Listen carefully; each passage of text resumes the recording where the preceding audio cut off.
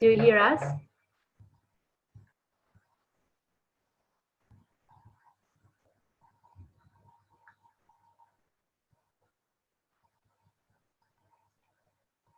Ahmed, are you hearing us?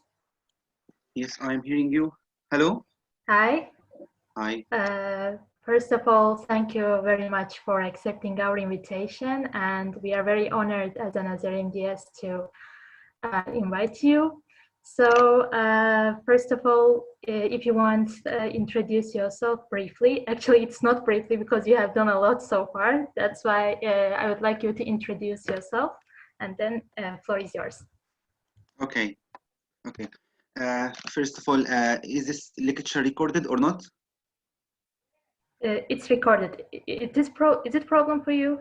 Or yes, it's better to be recorded so that other students can make benefit. Yeah, sure. We will record and then share. Okay, thank you very much. First of all, my name is Ahmed Negida. I am a 25th-year-old medical doctor from Egypt. I started doing research in my second year in medical school in 2014. Can I share the screen or it's not enabled? Yes, I will share my screen. Okay. And I started doing research. In 2014 in my second year medical school. I mainly relied on self-learning because in Egypt there were few opportunities for medical students to participate in research, and this culture was not well developed at this time. So I relied mostly on reading a lot of research books that you can see in my library out there, and from which I learned about the basics of research methodology and medical statistics, how to write and publish research, and all this I learned this by myself. Then I started working in Global Surgical Research Collaborative in the Royal College of Surgeons, and after that, in the Royal College of Surgeons, and then I started to build a research team of medical students in Egypt called Medical Research Group of Egypt, and it's currently the largest research group of medical students in every Egyptian university. And also medical students recently started in other countries to simulate our model because our model was successful in creating research capacity of medical students. So other research groups recently are more interested in our model, and they start to simulate the same approach that we are using. Our team is mainly doing systematic reviews, and there are some reasons why we are doing this, and that I will clarify in this presentation. Why reviews, and why reviews for medical students, and what are the types of review article, and how to make a review article. Capacity building of trainees, and recently we are also involved in capacity building for trainees because we need to prepare new generations of physicians who are able to read research and are able to conduct research and to implement these findings into clinical practice, so they become physician scientists. Lastly, I will talk also briefly about our model maybe after this session. But in summary, my research work can be summarized that I published more than 70 research papers, and my H-index is about 20. My work has been cited more than 1,600 times by other scientists in the world, which is to record for my generation and my age. For example, in Egypt, to make a promotion for assistant professor, you should have H-index of 3. To make a promotion for a full professor, you need H-index of 6 or 7. My H-index is 20. So it's considered a record for my age. Also, we created a lot of research groups, and many students are currently transferring the same model. So it's another measure, another outcome of our work. I am currently doing a PhD by publication in the University of Portsmouth in UK. And this is a form of PhD that is done retrospectively. It means that I will not be doing research for 4 or 5 years, but I have already done research during the medical school. So it's a recognition of my research that was done 4 or 5 years ago. I am doing 1 year only. It's 1 year only as a thesis, writing the thesis with my supervisor. Then I will make the thesis defense. This is called a PhD by publication. Also next year, I'm planning to join Harvard University program of Global Surgery and Social Change, for which I have been accepted as a Paul Farmer Research Fellow. Currently, I'm interested in neurosurgical research, neuroscience research, global surgery, and global neurosurgery. These are my 4 areas of expertise. And also, I'm still concerned and interested in capacity building of medical students, providing training online and offline for medical students and research groups everywhere. I'm very happy and thank you very much for the invitation of your association. I'm very happy to be here today. And first of all, let me explain why I'm giving this session in particular and why are we discussing this topic in particular. The reason is in 2014, there was a cross-sectional study that was published in BMC Research Methodology. In this research study, authors screened all published literature on Scopus and other medical electronic databases, and they found that student publications were mainly review articles, followed by case reports and case series. So the easiest and the most common type of publication that is available for medical students during their studies is review articles. So students need to be aware about reviews, types of reviews, how to conduct a review article, because at least if you are a medical student and you don't have the chance to participate in field work or laboratory work, you need at least to be aware about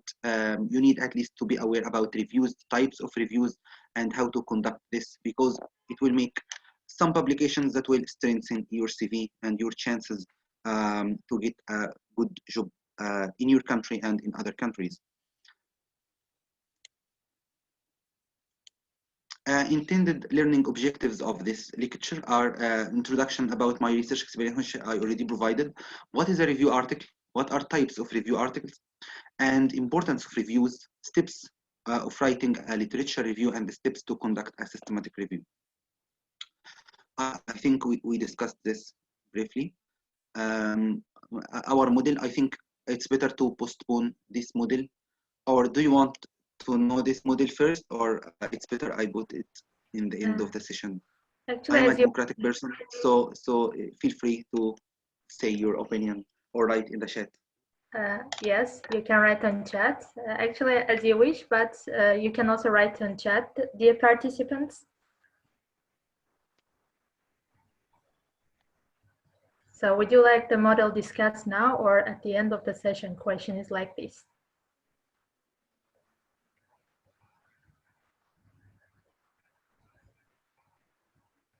Now, they say. Okay. Now, okay. Okay. I can see other students from other countries, which is very interesting, maybe from Egypt. Yeah, we have from Turkey, yes. India, even Georgia, if I'm not mistaken, a lot of countries. Yes, very good. That's very good. Maybe you are broadcasting this to Facebook, I think. Yes, yeah, we shared as an event, even from Palestine, I forgot to mention. Yes, very good. Okay. So our model in Egypt, we adopted something called the inverted pyramid approach. And this is what I did. Let me explain how it works.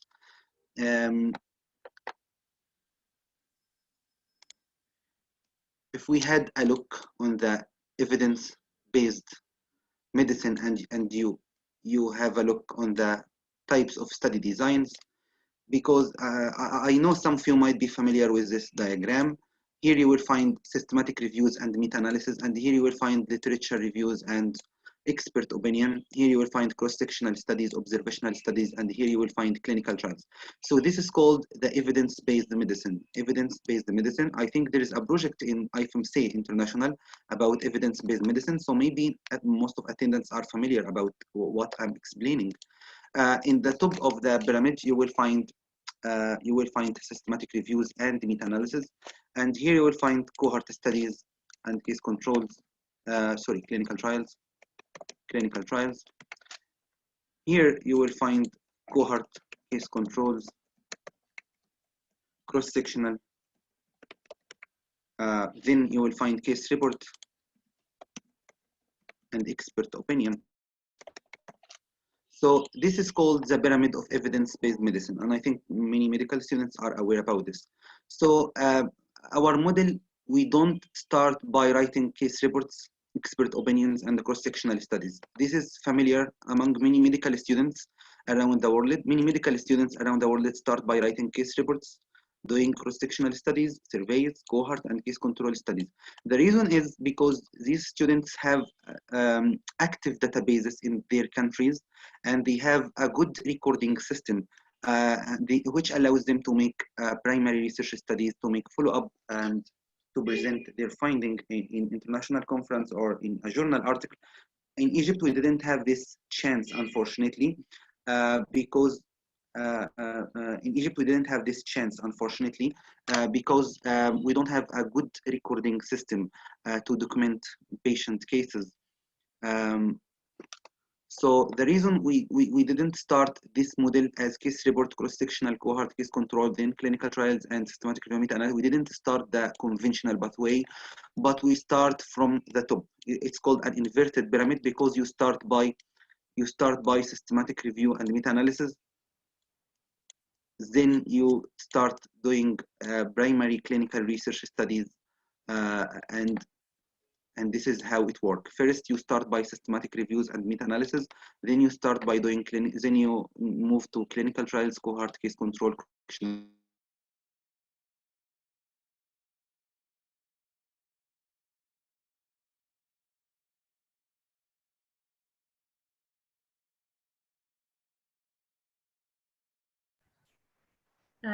Are you hearing us, Ahmed? Your voice is broken.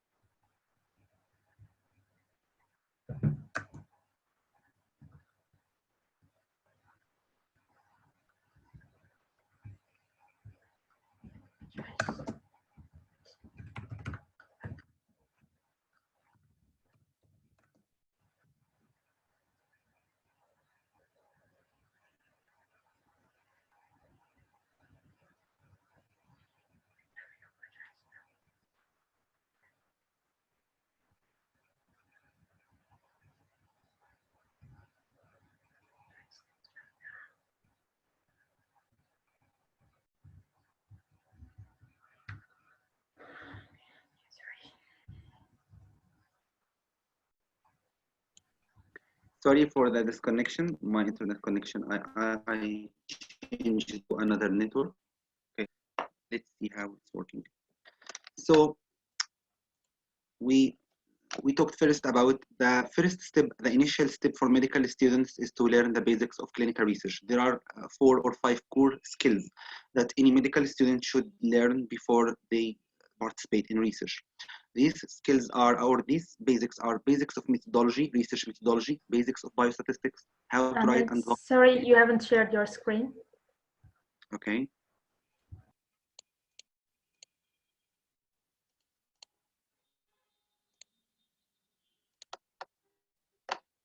I think now. Okay. Yep. So yes, so there are 4 or 5 core skills, basics of medical research that medical students should learn first before participating in research. I consider these skills as the cornerstone of research skills that any student should learn first before joining any research project.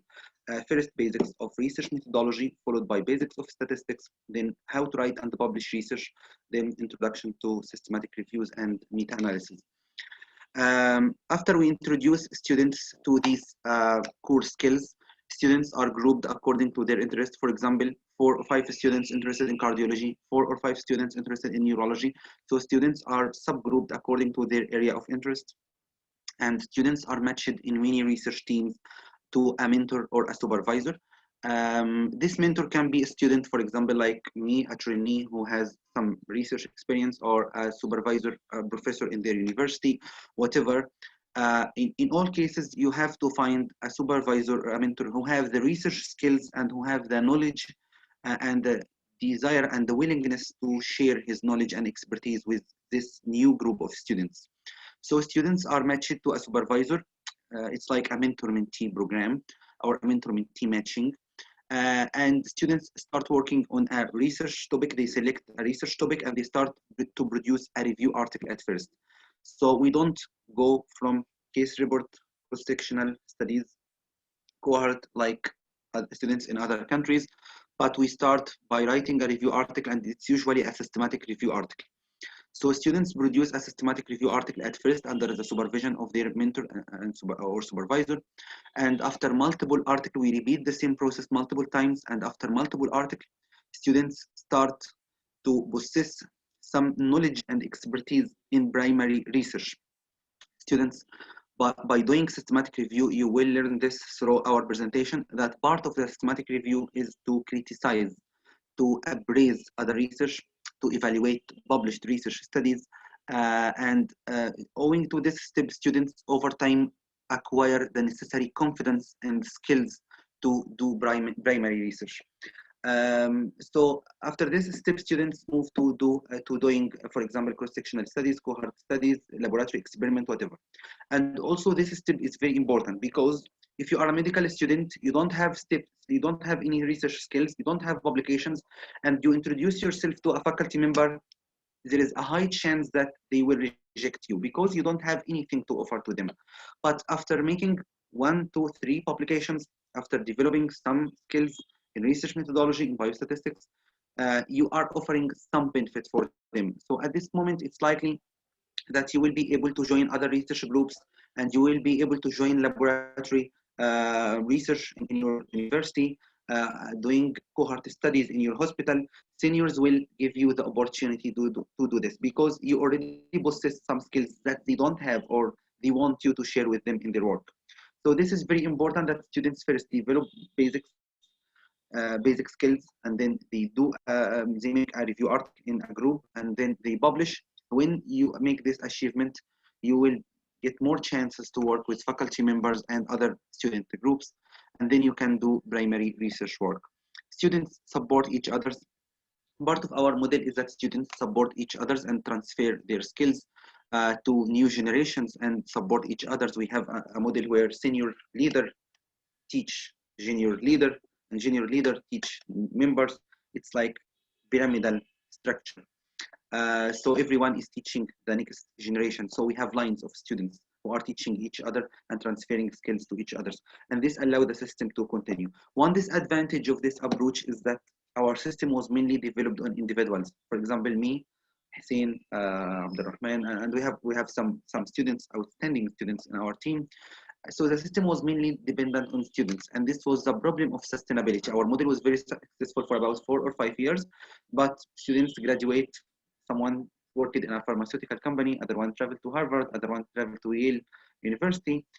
Me, no longer a medical student. So everyone developed other interests, and we don't find the necessary time to maintain the system. So one of the most important point that we need to highlight for other students, if you are going to apply our model, you need to be careful that you have to create a new generation of student leaders to maintain this system every time. So when the first generation skip, there are other lines of students who can maintain the system. This was our only problem. That's all. If you have any questions about our model, feel free to write in the chat before we move to the topic of our lecture. There is one question. I am from Egypt. Mohammed writes, how can I find my mentor? Okay, do you mean a mentor or a supervisor?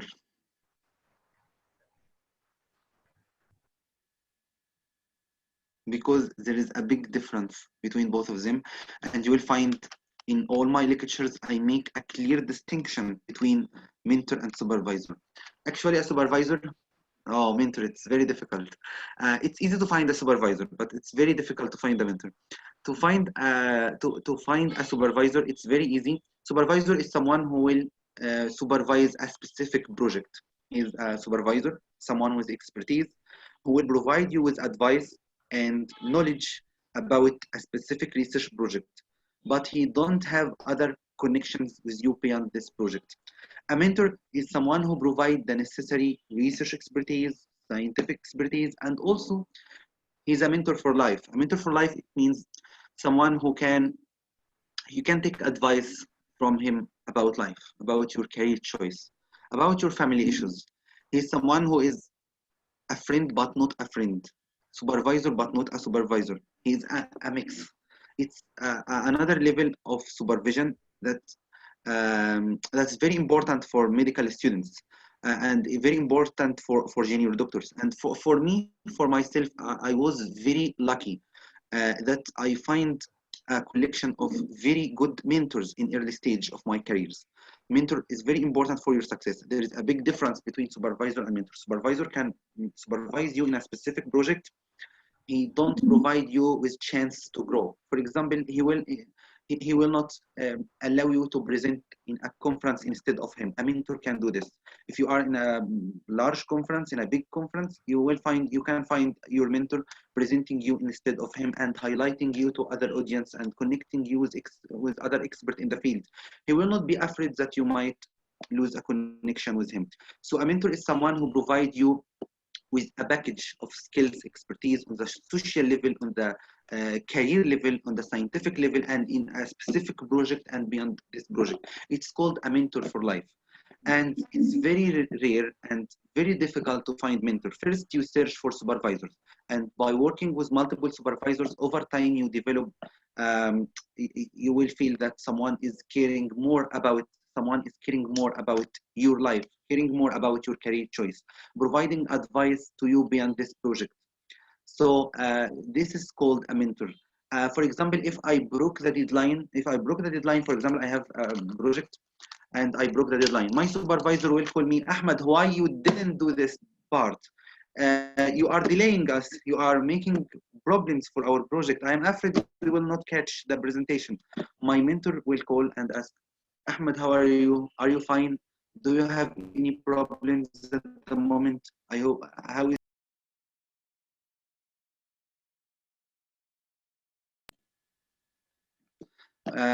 do you have any problems? Are you fine? What are you doing nowadays? You were supposed to do this project. What did you do?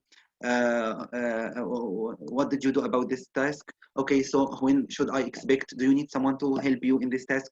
This is the difference between supervisor and mentor. There is a clear distinction between them. I was in a conference with a very eminent professor from Egypt once, I remember, and the guy refused to introduce me to the head of the society, the conference. It was very clear that he see me as a competitor to represent Egypt instead of him. It was very bad situation. I still remember this situation, and it was very bad. On the contrary, I remember in another situation, my professor, for example, Ahmed Raslan, you know him, he's my mentor. My professor, we were in a presentation about global neurosurgery, and I always don't mention my name as a founder. First presentation, first global meeting, all collaborators are attending the meeting in Zoom, and he started the session by, I should be thankful to my student, Ahmed Negida. He has done a lot of effort, put a lot of effort to build this collaborative, and he is the founder, he is the engine, and he is giving all credit to me and presenting me in the first. So there is a clear difference between supervisor and mentor. First, you look for a supervisor, and during your career pathway, you will find some of them who can be a good mentor. For example, my supervisor, when he come to Egypt for a visit, 3 or 4 days, he called me, Ahmed, I will be available next week. I will be available next week or next week on Monday at night in the specific cafe or restaurant. Are you free to meet? And he discussed, how are you doing? How are you doing in your social life? will you marry from Egypt or you will marry from United States? And he started giving me advice about his expertise in life. For example, I tell him I am interested in functional neurosurgery. I'm interested in deep brain stimulation. So he tell me, oh yes, there is a new avenue for this specialty. And I know some professors who might be helpful. And I give him a paper, and he starts writing 4 or 5 names of eminent professors who are helpful in this project. And he offered me to contact them on behalf of me. This is a mentor. He's not afraid that you compete with him because he see you as his student. He see you as his project. He's a mentor for life. It's totally different from a supervisor. So throughout my life, I'm looking for good mentors, and good mentors are important for your success. So first you search for supervisor, and when you have many supervisors, you will find some of them can be good mentors. So I can be, yes, I can be mentor for some students. Okay, it's very good. I don't mind, but you will need also other mentors in your career pathway. There is a question here, how I can find research opportunities, and there is a question, how can I find mentor? How can you find supervisor? Let's check. Do you see my screen? Yes. Okay. Okay. I will open PubMed here, and I will search for example, I am from Zagazig University, so I will search on PubMed. In the affiliation section, I will search for Zagazig University. And I will search in the affiliation for surgery. So I am looking, so here I'm looking for papers that were published with the affiliation of surgery from Zagazig University. Do you know what does this mean? It means that PubMed will find all papers that were published by a co-author affiliated to the surgery department of Zagazig University. And you click search, and here you will find a lot of papers. You will find a lot of papers that were published from this department. So you open these papers and you start looking for the name of the professor or the faculty member who was involved in this project.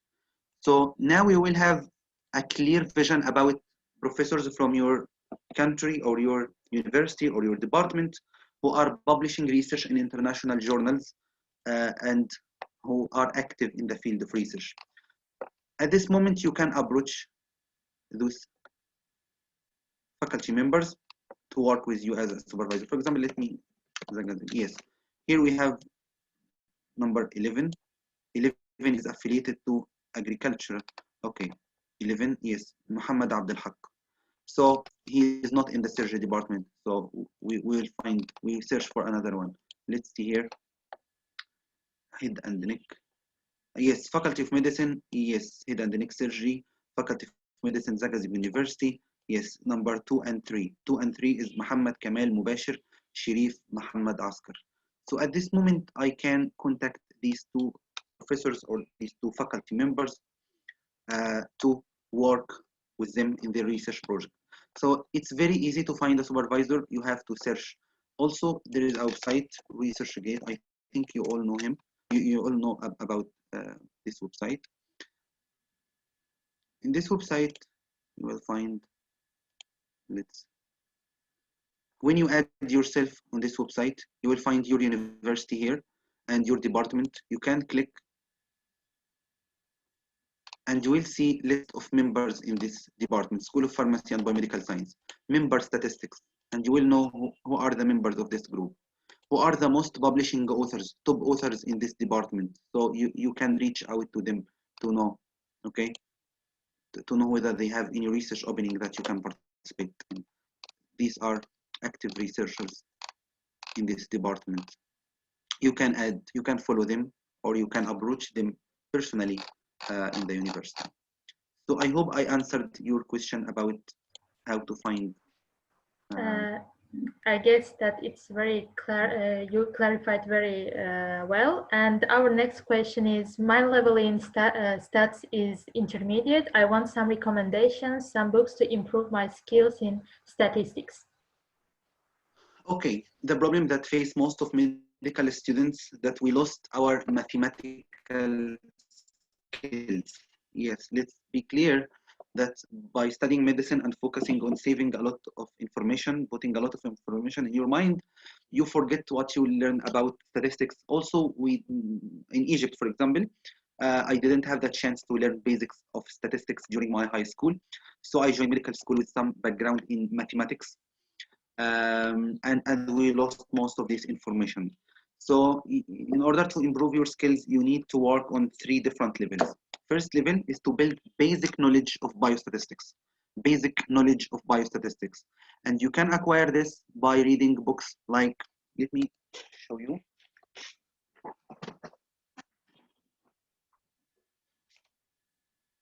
Medical Statistics Made Easy is a good book for this.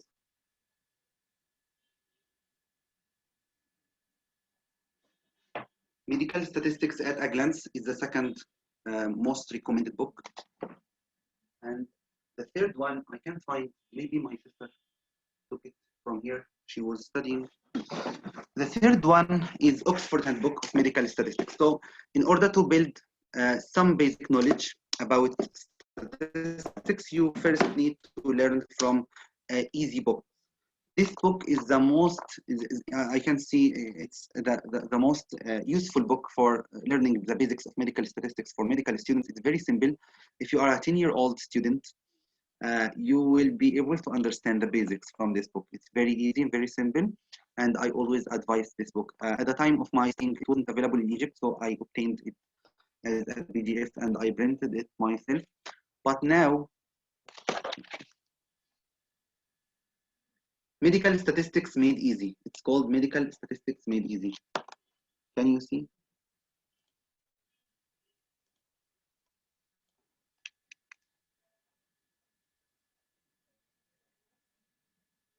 Okay.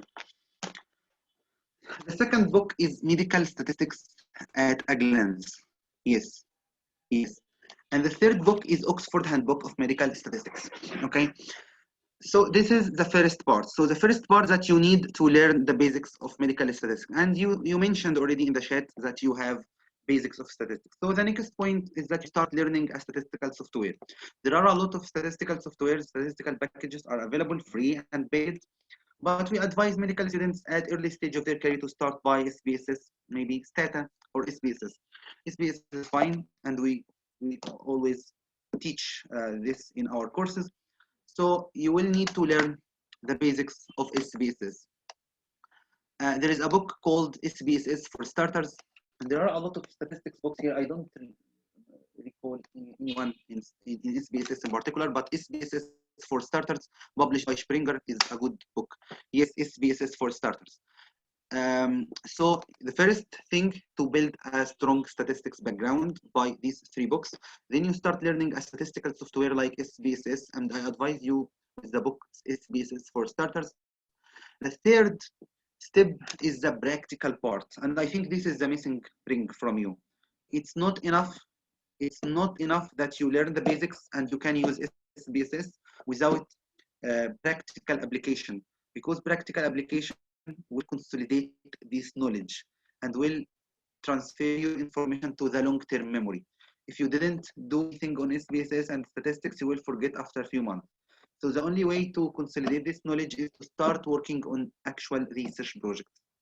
For me, it was very challenging because I started a review article and I didn't have any data sets to make statistics, so to try statistics on it.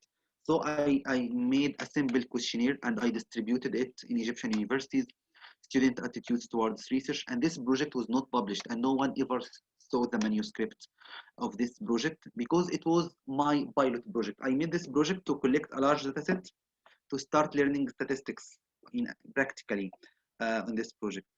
So if you don't have data sets available for you, I advise you to create a pilot project or to obtain some data from a private hospital or your university hospital and start a pilot project to use SPSS on these data to try student t-test, ANOVA, regression, try comparison, try to create graphs and see how you will interpret these findings in a manuscript. This is very important exposure.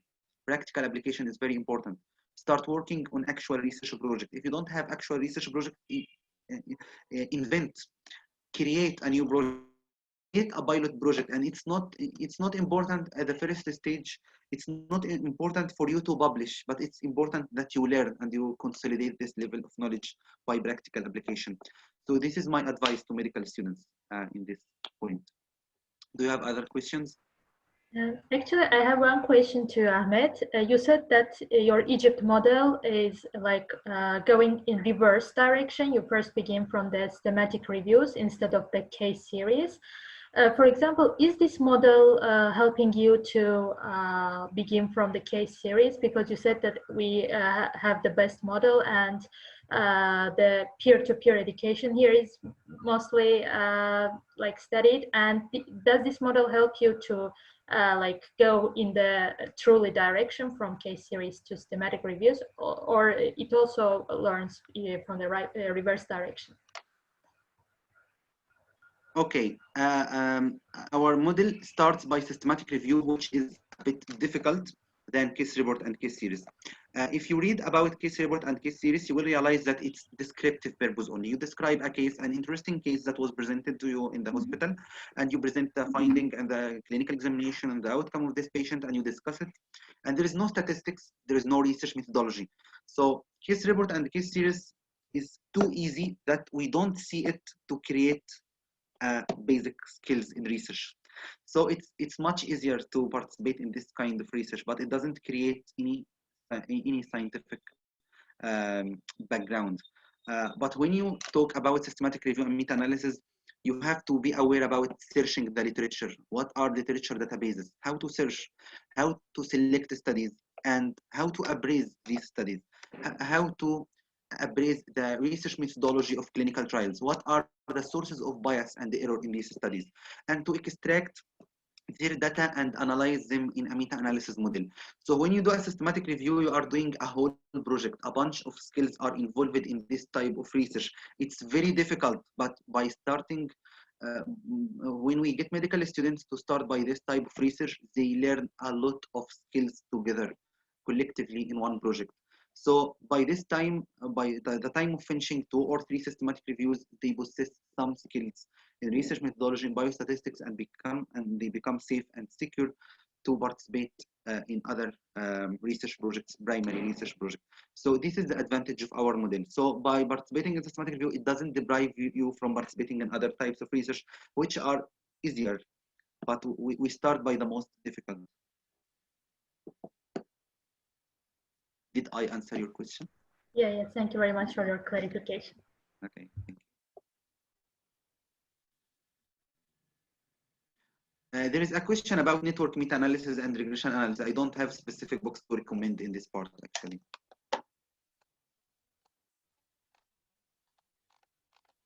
Is there any questions before we talk about reviews? Actually, it doesn't seem that there is a question. You can go on, please. Actually, there is one. Other review of articles done in your model are published in PubMed. Yes, 100% of our systematic reviews that were done on the past 4 or 5 years were all published in PubMed indexed journals. So it's high quality work. It's not bad work. It's high quality work that's published in good journals. So don't worry about it. So your model is for only Egyptian students, or another countries can also participate? No, we applied the model in Egypt, but other students have copied this model in other countries, Libya, Sudan, and Syria. And you guys are free to use the same approach. If you need any help, just text me. I will be happy to participate, support you, whatever you need. So it's okay for any student group. 4 or 5 students can start working on themselves according to these steps, and it will be okay.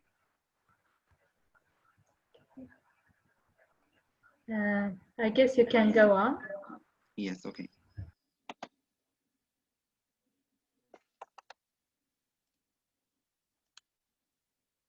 We also published, I think you might benefit from this, Negida, student research.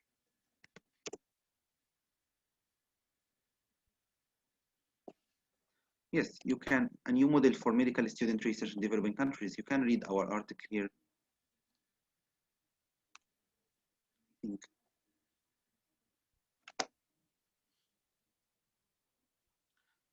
This is a paper. It's an editorial article that I wrote about our model. You can read it. I think it will be helpful for your team. Let's move on to this part.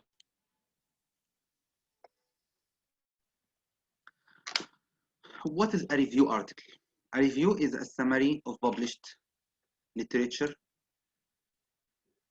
Yes. A review article is a summary of published literature about a specific concept or a specific area. So when you talk about a review article, you are not inventing new data.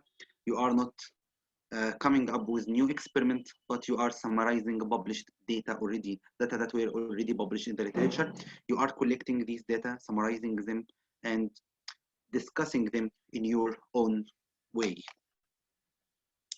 Review article is a type of secondary research. Maybe you know that there are two types of research, primary research and secondary research. In primary research, the authors are responsible for collecting their data.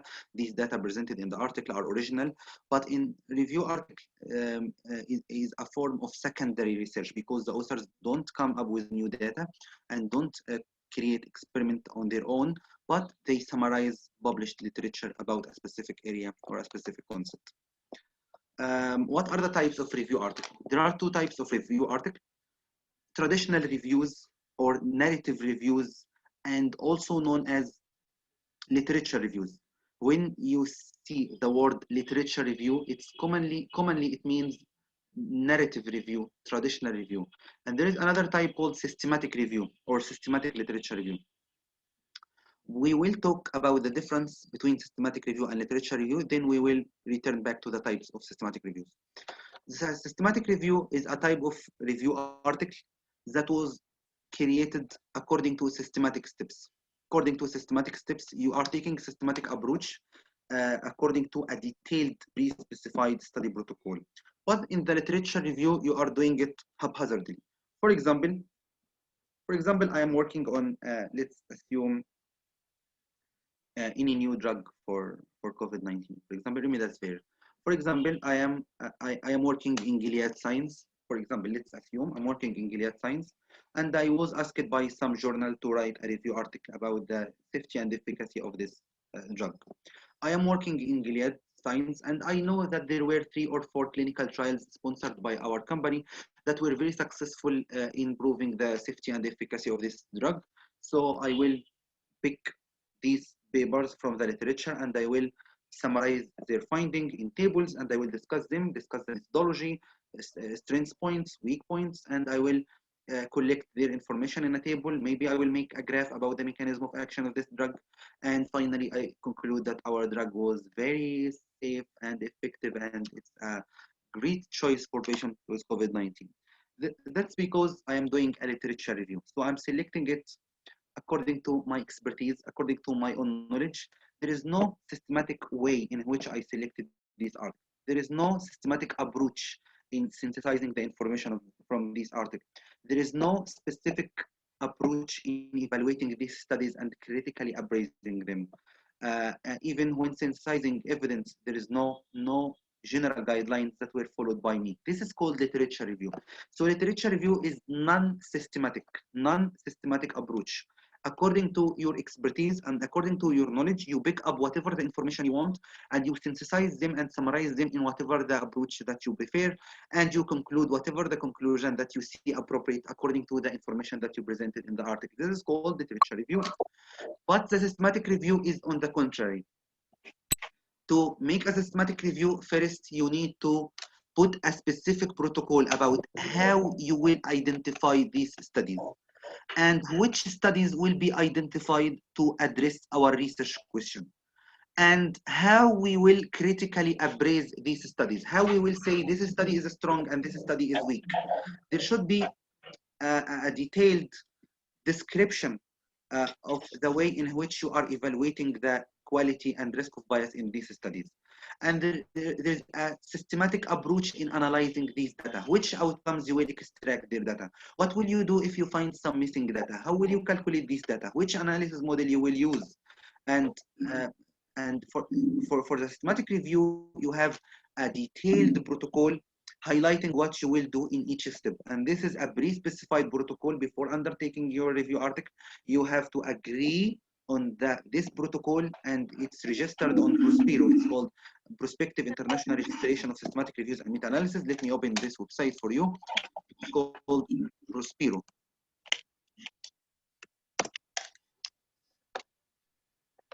Here, it's a website, it's a registry for systematic reviews and meta-analysis. Before undertaking your review, you have to put a protocol, detailed protocol, and you will register this protocol here on this website. And then you start working, on the systematic review. So let's summarize what we mentioned. Systematic reviews are done in a systematic steps, and it has high evidence. It's done according to a detailed protocol, pre-specified and registered. Because it's a systematic review, it's done in a systematic approach according to a pre-specified protocol, introducing bias and errors, biasing the results biasing these results according to, I can hear some voice, so maybe it's better that all participants mute themselves, please. Okay, to avoid interruption. Systematic reviews are done according to a detailed protocol and according to systematic steps. So introducing bias to the process of selecting and evaluating studies is rare. It's not possible to introduce a lot of bias to this form of study. On the contrary, in literature reviews, if I didn't like the finding of a study from China, I will exclude it. And no one will ask me, why did you exclude this study? But if this study is included in a systematic review, the authors are unable to exclude a relevant study without a justified scientific rationale that is strong and convincing for the editors and reviewers. So systematic review has a specific methodology, systematic steps. That's why it has low risk of bias, and it can be updated and it can be reproduced. For example, today, if we agreed on a systematic review study, and we agreed on a protocol in a specific way in doing this study now, after 1 week, 2 weeks, 3 weeks, 1 month, 1 year, someone else can update this work and someone else can replicate our steps, and it's expected that they will reach the same finding. On the contrary, if I give you now a topic, for example, please write about remdesivir for COVID-19. Please write about immune therapy for COVID-19. Everyone from the participant here will go and search on a specific database. They will use specific keywords. They will identify different studies and they will synthesize their result and discuss them in a different manner. Maybe they will come up with a different conclusion. This does not happen in a systematic review. In a systematic review, you have a systematic approach in addressing your research question, and according to a detailed protocol, it can be updated and it can be reproduced. And also systematic review, it addresses a specific point. It's very narrow. According to literature review, you can address a wide topic. For example, we can say clinical uses of caffeine, medical uses of coffee, and this is a very wide topic. You can discuss caffeine for neonatal apnea. You can discuss caffeine for neurodegenerative disease, and you can discuss caffeine for hepatic cell carcinoma, and you can discuss. So it's a very wide topic that you can discuss many subtopics inside this topic. This is a topic for a literature review and cannot work as a topic for a systematic review. But for a systematic review topic, you will need to select research question, and this research question should be specific. Which intervention, which drug, in which population, and compared to which control intervention, and according to which outcome criteria or which outcome measures you are comparing these two drugs. For example, remdesivir versus placebo for patients with mild and moderate COVID-19. It's a very specific research question because you selected which drug you want to evaluate versus which control intervention, in which specific type of the population. This can work as a topic for a systematic review, but can't work as a topic for a literature review. So this is the difference between systematic review and literature review. Let's get back. So mainly review article can be divided into two types: systematic reviews and traditional reviews, or narrative reviews, or literature reviews, or unsystematic reviews. Traditional reviews, the same as narrative review, it's the same as literature review. When they say narrative review, commonly they mean the non-systematic. It's a common term. When you see someone or you hear someone say, I conducted a literature review, if they didn't say systematic, it means it's a narrative traditional review that was done in a non-systematic manner. So literature review commonly used to represent a non-systematic review. Okay.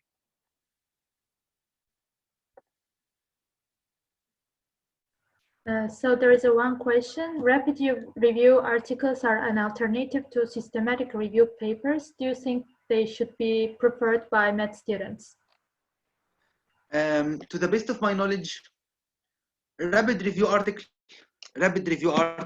are usually done by top experts in the field. For example, during COVID-19 pandemic, I know some top experts of public health in the United Kingdom who were addressing most of these published, most of the important public questions in public health by conducting rapid reviews.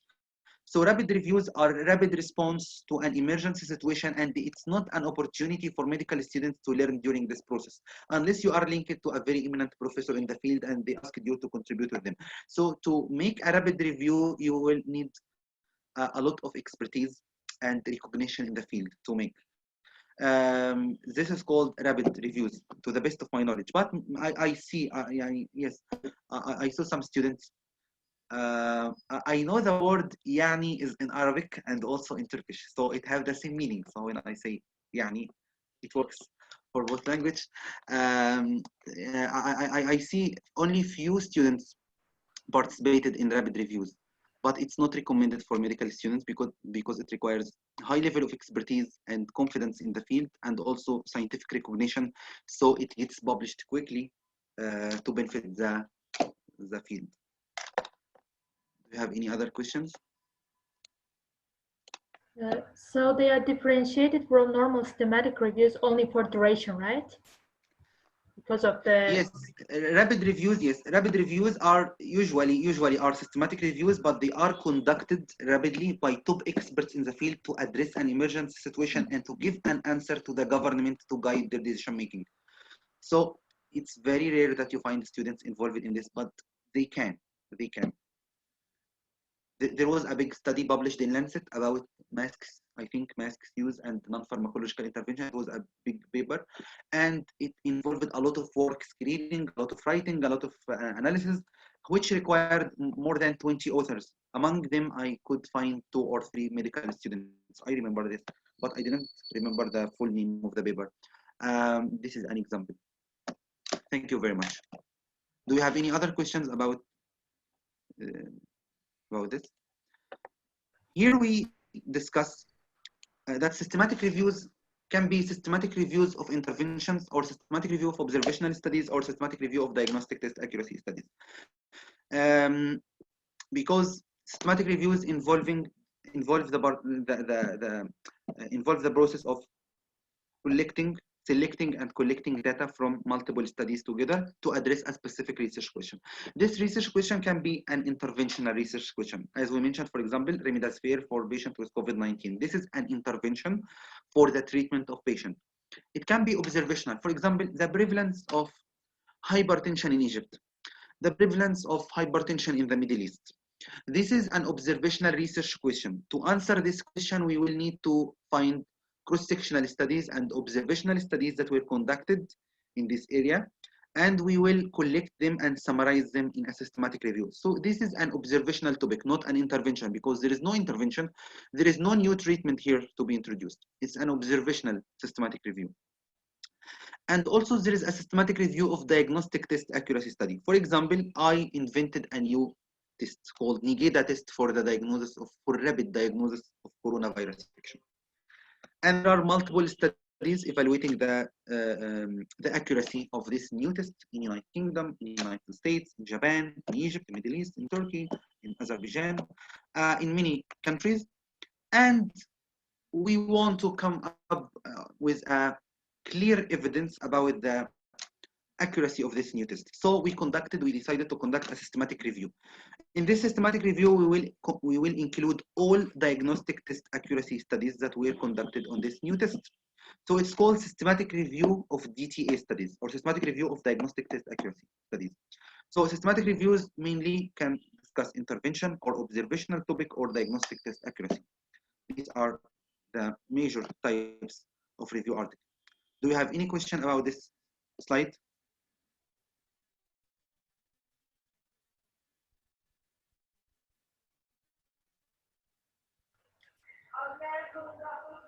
Do you have any question about this slide?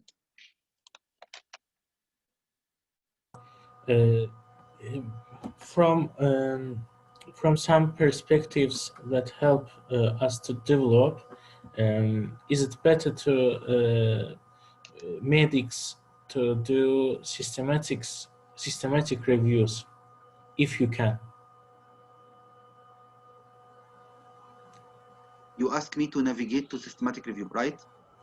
Yeah, I say it is better when you can to do systematic reviews. Yeah. Yes, whenever possible, you should be doing a systematic review, because recently many medical journals are rejecting traditional narrative reviews because they only express the opinion of the writer. It does not express the scientific evidence as much as it expresses the opinion of the authors. So recently, medical journals are asking authors to provide systematic literature reviews instead of the traditional narrative reviews. So if you have to decide, whenever possible, go for a systematic review. It's better. Thank you. Other questions? Not question, but I wanted to remind the participants that Ahmed has also a handbook. If I'm not mistaken, the second part of his handbook will be published, right? Yes, we have a handbook on research methodology. You will find it available on my academy website. I will write here, academynegida.com. You will, when you click this link, you will find my courses, my books. My books are available for free, and lecture notes, and you will find some questions, MCQ questions about research methodology and statistics, something that will be helpful for you to work up your mind. Yes, this handbook is very helpful. I recommend everyone to read. Clearly explained the observational, the interventional studies, PICO model, the intervention, observation, and yes, study designs. All study designs are explained in this handbook. You are welcome to download. Thank you. Okay. We talked about this already. What is the importance of reviews? What is the importance of reviews? First of all, reviews are important to summarize the literature, because as you know that the number of published articles every day is much more than the capacity of an individual researcher or a physician to read. For example, if I am a neurosurgeon, if I am a neurologist, if I am a cardiologist, the number of papers published every day in my specialty is beyond my capacity to read and to digest. So with the rapid publication of many research articles and the huge body of evidence that is published every week, every month from many medical journals around the world, there is a need for a source to summarize the recent advances, the recent literature about the diseases that I am treating as a physician. So review articles play an important role in summarizing the literature for physicians and for other researchers. It can save a lot of time for physicians. Instead of reading every single paper, you can read one review article that's summarizing 15 or 20 research paper in one article. So it will save you a lot of time. And it's also helpful to update physicians' knowledge. For example, during the pandemic, you don't have time to go to medical journals and read every single article that's published, or every single post that is written on Facebook, or every tweet, or every new preprint that is posted on preprint servers. So you need to update your knowledge, but you don't have the sufficient time to check all these official and unofficial sources. So what will you do? A good way to update your knowledge is to read the most recent published reviews in your field. So review articles play an important role in updating physicians' knowledge, and it's also very important to highlight the gaps in the literature. For example, I want to do a new research in Parkinson's disease. So if I don't have an idea in my mind, I will read 5 or 10 review articles that were recently published about hot topics in Parkinson's disease. And when reading the research article, you will find, for example, Muhammad conducted an observational study about the relationship between caffeine and Parkinson's disease, and they found that caffeine was protective against Parkinson's disease in some patients, in some part of the population, but still this finding has not been validated in other populations. So we recommend further research in other countries. So when you read this in a research article, in a review article, you will understand that the authors are recommending other research studies to be conducted about the same topic, but in other parts of the world, in other populations. So review article plays an important role in highlighting the gaps of research, the new opportunities.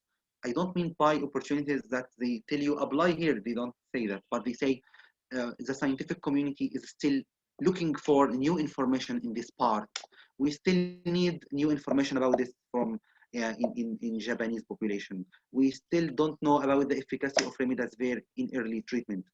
We still don't know about hydroxychloroquine in early intervention immediately after getting the infection. We don't know.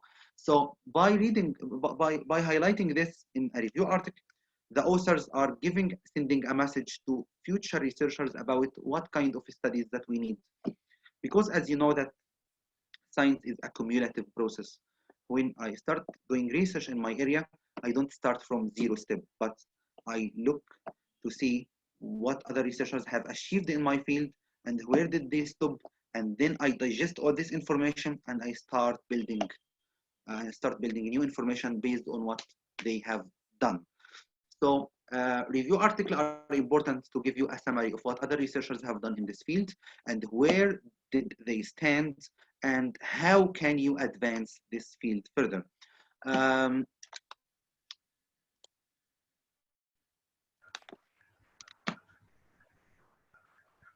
There is a question, how we can choose conducted research?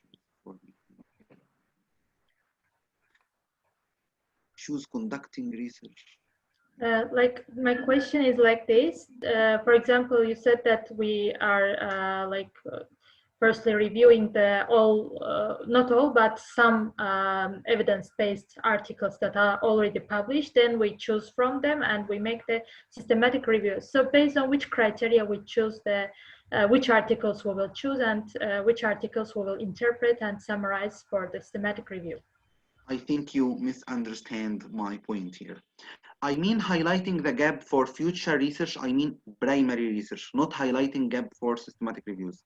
When you read a review article, you will understand that the authors are telling you, we still need clinical trials about this topic. We still need cross-sectional studies about this topic.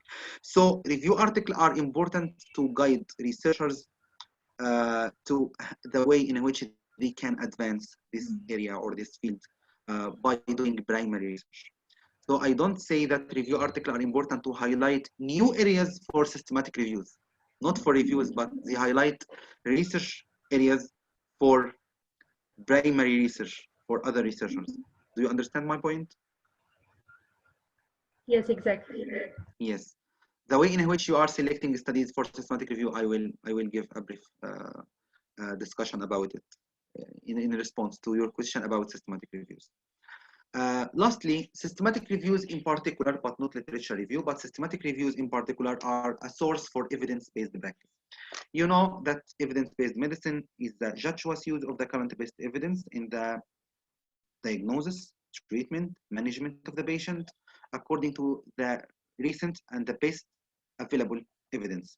So systematic reviews play an important role in digesting all the information of clinical trials addressing a specific intervention and providing evidence to the decision makers, to healthcare professionals about which treatment is effective for their patient. So systematic reviews play an important role as a good source for evidence-based practice. Frankly speaking, literature reviews don't offer this simply because they only reflect the opinion of the authors. So they are not reflecting the most recent evidence in a transparent manner. But systematic reviews offer this. They provide a source for evidence-based practice. So in summary, reviews play an important role to summarize literature, save time of physician, save time for researchers, updating our knowledge, providing new ideas and suggesting new research topics for other researchers. Also, systematic reviews play an important role as a source for evidence-based practice. Do you have any question about this slide before moving to the next one?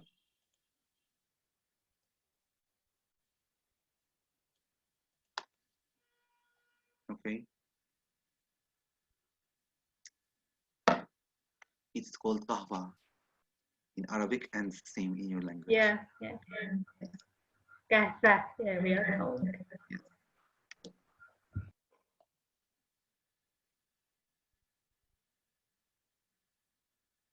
What's your question? Hey, yes, I'm asking. Are books like Robbins or Guyton also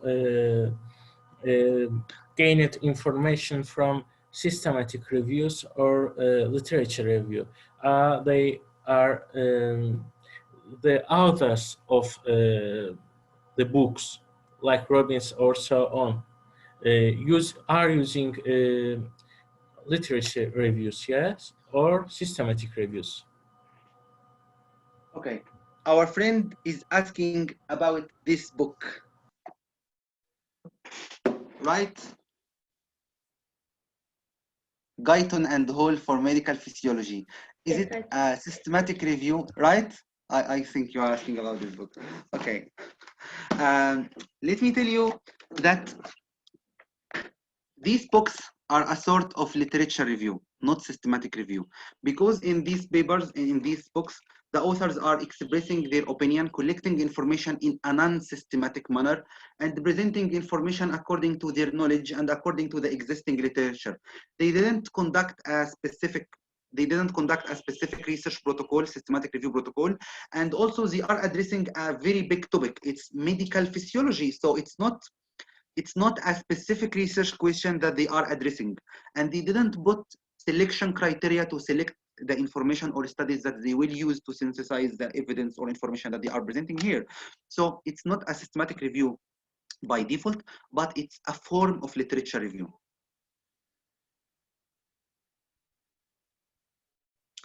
Yes, these textbooks are usually based on primary research articles and systematic reviews and rarely literature reviews. The information presented in these books are a mix of primary research articles, cohort studies, clinical trials, case control studies, and systematic reviews. And whenever the authors don't find any evidence from primary research or systematic reviews, they tend to express their opinion or provide the opinion of other researchers from literature review, because the literature review explains the opinion of someone else, you know. So when selecting information, we first look for systematic reviews, clinical trials. As you know, I think we already here we draw this, you know. So when you are looking for information, first you search for a systematic review or a meta-analysis. If you don't find, you will search for clinical trials. You don't find, you search for cohort studies and case control studies and cross-sectional studies, case report. You don't find, lastly, you search for expert opinion. And here in the expert opinion, only here, equivalent to expert opinion is literature review, which is non-systematic. Yes, literature review, which is non-systematic. Non-systematic. It's called narrative review, traditional review. Here is the systematic review. So systematic review is the top source of evidence. But whenever you don't find a systematic review, you look for clinical trials. When you don't find, you look for other types of research. When you don't find, you look for expert opinion or literature reviews. This is how it works. books. Thank you very much. Welcome. Welcome. So it means that the books that are mostly recommended for medical students during their study period may consist of biased information as well. Yeah, yes, may consist because they reflect the opinion of the authors who conducted them, because it's a form of literature review. So it reflects the opinion of the authors who conducted them. But usually these books are revised. Let me be clear about it. It's not someone who biased a lot of information and wrote it in a book to misguide the public, because these books are revised by many scientific reviewers to ensure the integrity and the accuracy of the information. So this is a literature review. Yes, it's a literature review, but the information presenting has been well revised, critically appraised, and edited by the publishing company. So I want you to be confident in the books, but not 100%, but be confident in the information. Also, I want to mention something. It's very important. When you want to know the recent updates, you shouldn't go to a book like Guyton and Hall or Ganong Physiology. You don't need to do this, because information in these books are usually 3 or 4 years ago. This is the most recent information that you will find in this book will be at least 4 or 5 years ago, because the publication process of books takes a lot of time, a lot of revision and layout preparation and printing and distribution. So by the time you have the book in your library, the most recent information and the most recent advances mentioned in this book at least 2 or 3 years ago. So when updating your knowledge, you shouldn't rely on books, but rely on the most recent published research that appears on medical electronic databases and journals, medical journals. Okay?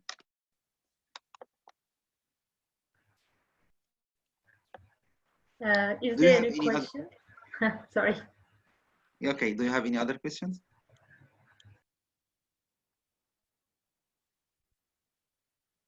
There is one question. Does the methodology of the research determine if we can do a systematic review or literature review?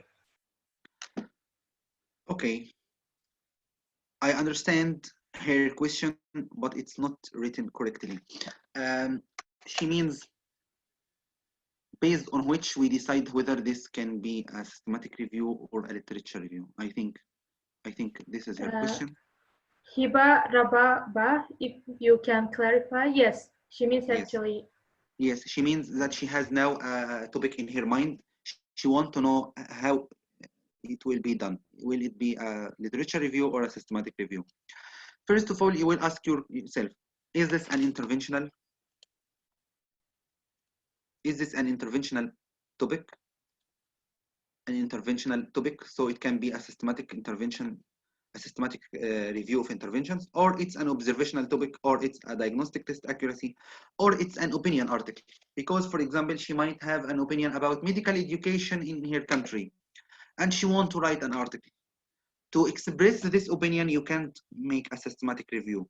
To highlight a problem in the literature or a problem in education or a problem in healthcare in your country and support this with relevant information from other countries, you can't make a systematic review, but you can write a review article. So there are some information or some type of studies that have to be traditional narrative reviews because you are expressing your opinion. But there are some topics that can work for a systematic review. If you, for example, you are evaluating the efficacy of a specific intervention for patients with Parkinson's disease, and there are many published clinical trials about this. If I want to evaluate a new intervention, and there are many published studies about it, so the best way to do this topic is to do a systematic review. If you are looking, for example, an observational topic, the association between maternal education and for example mortality after delivery, for example, and the level of education of the mother. This is an observational research topic. Or for example, the preterm labor and level of education of the mother.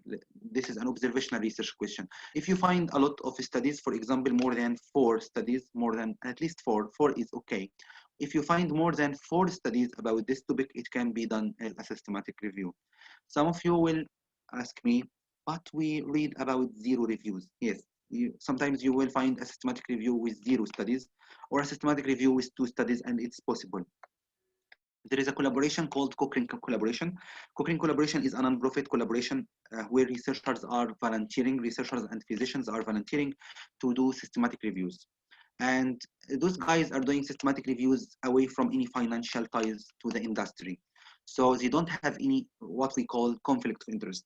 They are doing it for the scientific community, for the science, by the science, for the science, and for the people, not for the money. So this is called Cochrane collaboration. Cochrane collaboration already, any article that is published in Cochrane collaboration is automatically indexed in PubMed. So it's considered like a journal. It's not a journal, but it's a library. But whenever I participate with Cochrane collaboration and I conduct a systematic review and it's published in the library, it's indexed in medical electronic databases. It's like a journal. It's like a scientific magazine. So because I guarantee the publication, I can put a specific criteria to answer a research question, and I put criteria and I published this protocol. But when I conducted the literature search and tried to find relevant studies about this drug or this intervention, I didn't find any studies. So what will I do? I will write the manuscript and my methodology, everything in detail, and the criteria and the research question, but I will say in the result, unfortunately, we couldn't identify any relevant studies about this topic, and it's called an empty review or a 0 review. And you will find this type of research published, but it's by Cochrane collaboration, not by us and not by individual researchers.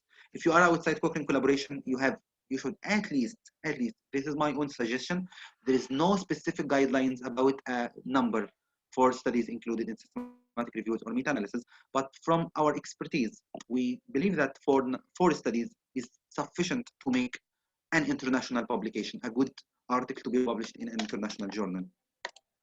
Did I answer your question or not? No, it's a cross-sectional study. I think it's observational. Okay. If it's an observational study, you can do a systematic review of observational studies if you have many studies published about this topic. If you don't have so many studies published on this topic, so you have to conduct a primary research. So let's be clear on it. One of the major disadvantages of the systematic review that it can't fill the gap in the literature by itself. For example, if you want to know the efficacy of aspirin for COVID-19, there are no published studies about this topic. So you can't conduct a systematic review because you don't have the base, you don't have the background, you don't have the studies from which you will select and obtain the information and synthesize them in a meta-analysis model.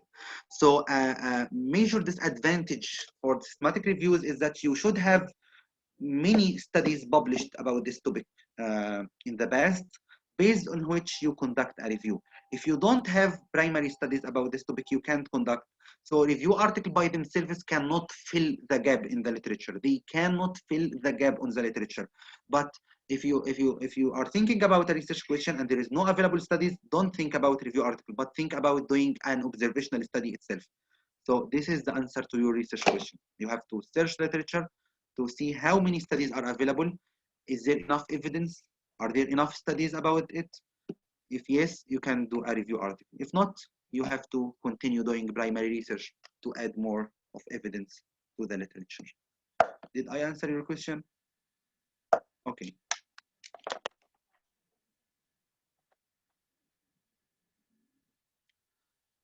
Do you have any other questions?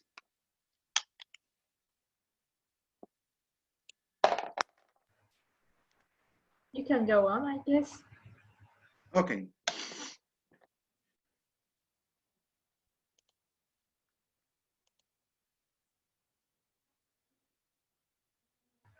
There is one question. We hear from our professors that not every publication has credibility. How could a reader detect if the published systematic review or meta-analysis is of high quality?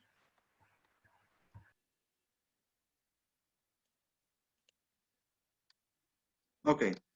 These are very good questions, but I personally prefer to keep these questions to the end of the session because I feel questions are a bit distracting from our focus. So I will answer these very good questions here I see in the chat, Please, guys, you can mention, you can write all questions, but if the question is not related to the slides that I am presenting, I will have to postpone to the end of the lecture. Okay? Is it okay? Yeah, yes, of course it's okay. Okay. For now, let's discuss the steps of writing a literature review, and let's see an example for a literature review from my archive, no, from my research. I think it's in work. I think here my research papers. Where is my published? Yes, my published research papers. And I think we will need this guy. This is an example for a literature review article. And also we can open here another systematic review. So we can compare both of them and see how it works.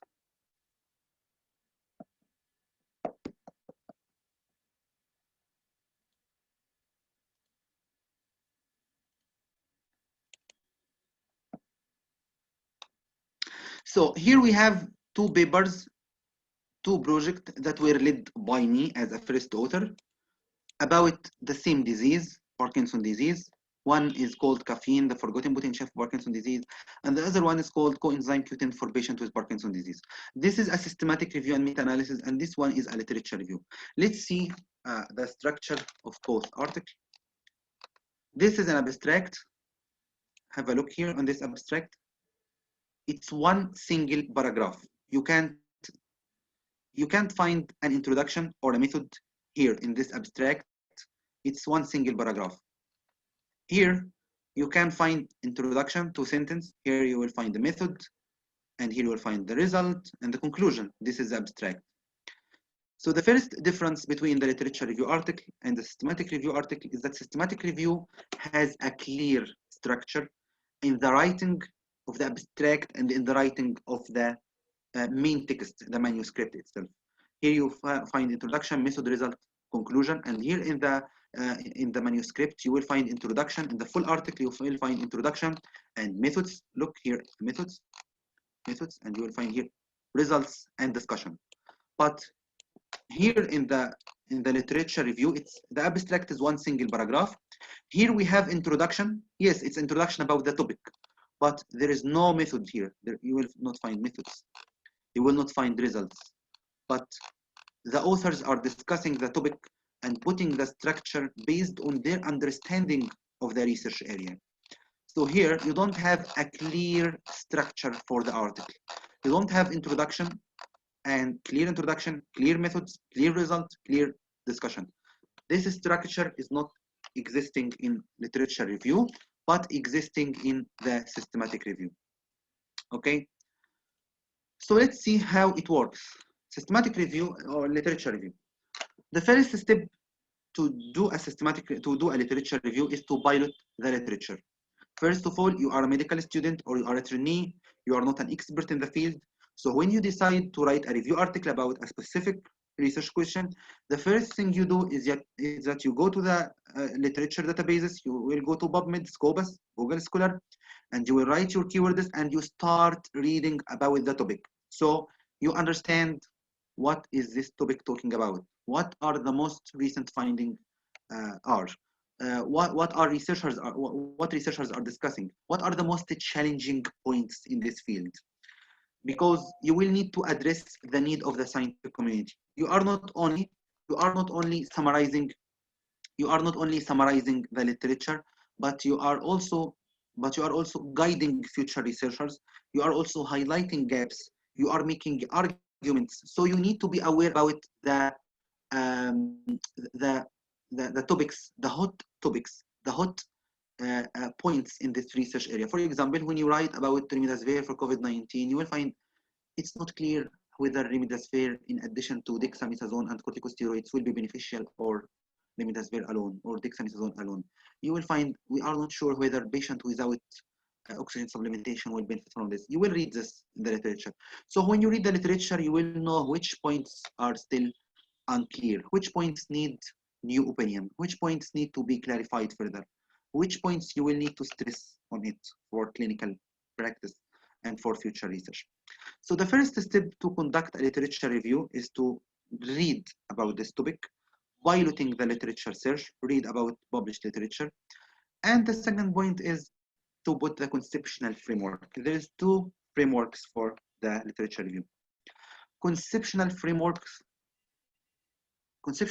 means the ideas that you will discuss in your literature review. And the structural framework, maybe you have one idea that will be discussed in 2 or 3 paragraphs. So structural framework, it means the heading and the subheading, the paragraphs itself. This is the structural framework. The conceptual framework means the ideas that you will discuss and the messages that you will send throughout your review article. So first step, you will pilot the literature, see what were published about this topic, and determine the conceptual framework, then put the structural framework. Let's see how it works in my article about caffeine, the forgotten potential in Parkinson's disease. I love coffee so much. People who know me personally know about this. So, and also I did a lot of research on Parkinson's disease. So at some point, I decided that I will need to write an article about caffeine for Parkinson's disease. And when I searched about this topic, I didn't find 4 or 5 relevant randomized controlled trials reporting the same finding, comparing caffeine against other intervention for Parkinson's disease. So it didn't work as a systematic review. So the first thing that I make sure that this topic cannot be conducted as a systematic review, because there are no enough studies about it, no enough randomized controlled trials comparing caffeine to placebo or to other intervention in the same population. But there are some scattered studies, some animal experiments, and some laboratory finding, few 1 or 2 clinical trials, and in different methodologies. So they cannot be combined together in a systematic review. So I decided that we will write a review article.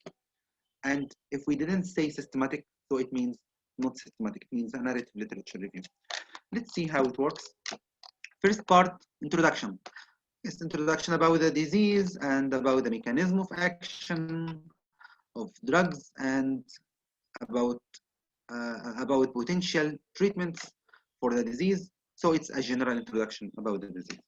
Then we talked about caffeine interaction with anti-Parkinsonian medication. So the first level that we discussed caffeine about its interaction with other medications.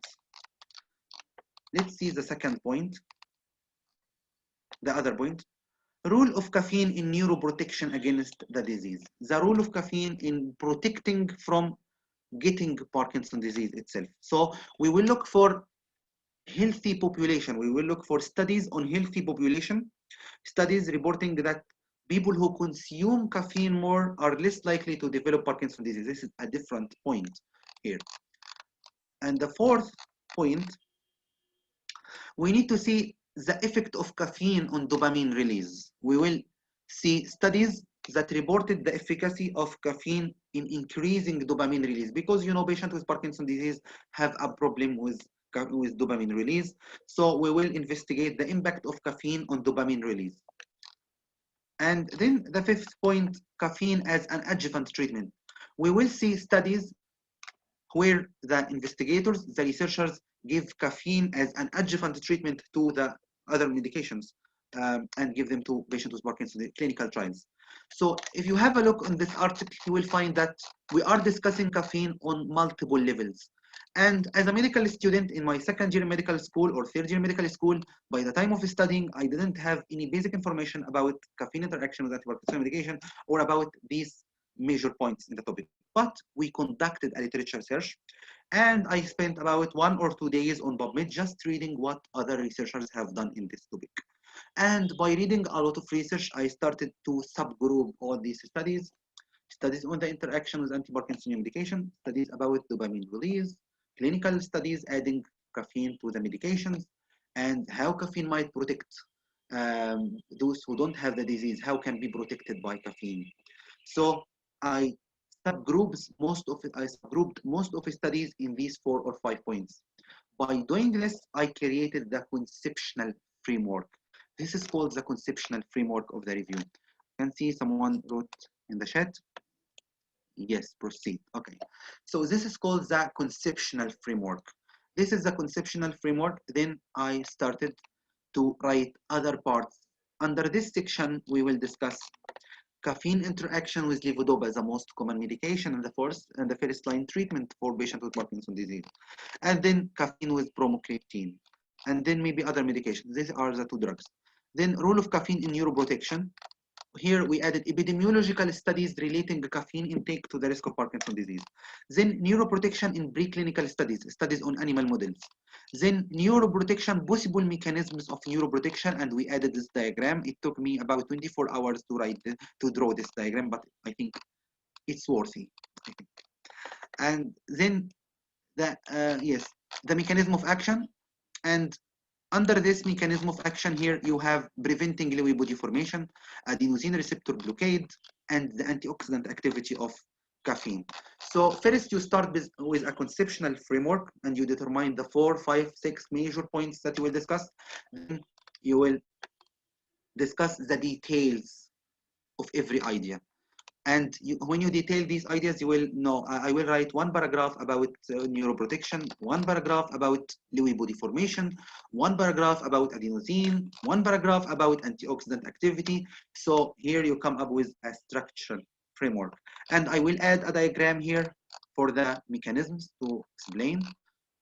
So here you have a structural framework. So first you create a conceptual framework. And from the conceptual framework, you move to a more detailed structure called the structural framework. And it's better that whenever possible, you integrate figures and tables in the text, because it will be helpful for the readers so they don't get bored when reading your article. And it will be more interesting. I think people were happy. When I'm scrolling and you see this figure, I think most of participants feel that they are okay with this very long article. So it's very good to have tables and figures in your review article. So first you pilot the literature and you read most of published studies, many published studies, and you, based on your reading, you start to create the conceptual framework, the major ideas that you will discuss in your article. And from these ideas, you will discuss the sub-points or the subheading that will be discussed in this idea. And you start to prepare structural framework. Some people have a myth about research publication. They think about me or other researchers that we open our laptop in the morning and we look up and we start writing and we receive all information, all input. My mind generates a lot of information. This is not correct, and it doesn't work like this way. Researchers don't receive information from their mind, or you don't have, we say, I think it's in Arabic, maybe in your language, it's called wahy. I don't know what it's called in English. Yes. We don't have, to my mind, yes. my mind, like this, maybe you can call it. Yes, we don't have this flow of ideas that come to your mind and you start writing and you write a lot of pages and you are happy and you are productive. It doesn't work this way. But first you put conceptual framework ideas, and under these ideas you put heading and subheading, and then you write, I will write a paragraph about blah blah blah.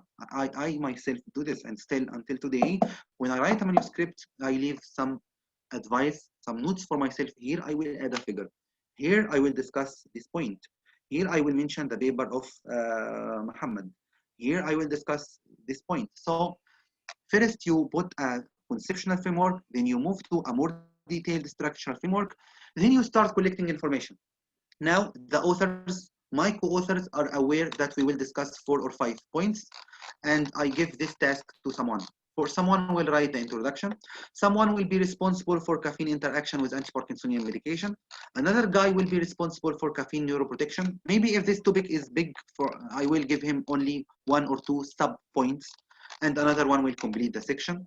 So when you have an imagination about the structure of your article, you can distribute tasks to your students or trainees or your co-authors, and everyone will write their part and they will send it back to you. You arrange this information in the relative paragraphs.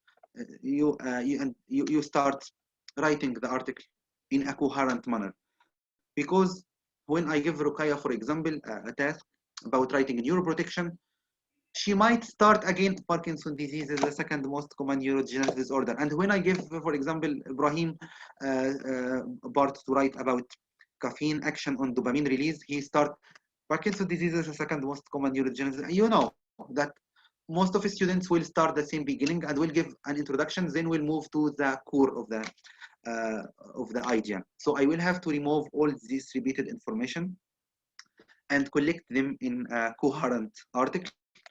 And whenever possible, you will need to summarize information in tables and graphs, remove any duplicate information, and if some paragraphs still need strengthening, you will strengthen these paragraphs, and you will ask authors to provide more information if needed.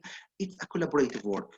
First, you distribute the tasks, then all teams start working together to come up with the final article.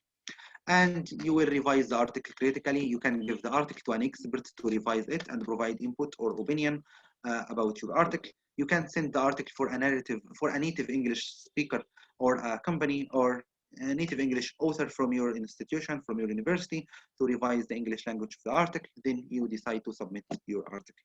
So this is how a literature review works. First, you pilot the literature search. First, you pilot the literature about this topic to know what has been published, have an idea about the major points in this topic, put the conceptual framework, move to a more detailed framework called the structural framework, distribute the tasks, your team will collect information and arrange them in relative paragraphs, and start writing the final article, summarize information in tables and graphs whenever possible, revise the article, and submit for publication. This is the major steps of the literature review. Let's see systematic reviews. Steps to conduct a systematic review. First, you start with a research question. But here, you start with a research question, but here you don't jump. Here you don't jump to the conceptual framework and the structural framework, because the systematic review already has a structure: introduction, method, result, and discussion. You already know the structure. But the literature review, as I mentioned, it doesn't have a uniform structure, because the structural framework is decided according to the topic, according to the conceptual framework. But the systematic review, you already you know that you will have to write an introduction and a method and the result and discussion. So the structure of the article is well known in advance for all of us. You start with determining a research question, then we put the eligibility criteria. The criteria based on which we will select article to be included in the review, and the criteria based on which we will exclude article. Let's see an example to make it more relevant and understandable. Here in the method, we followed the Prisma statement guidelines during the preparation of the systematic review. Criteria for considering studies for these reviews.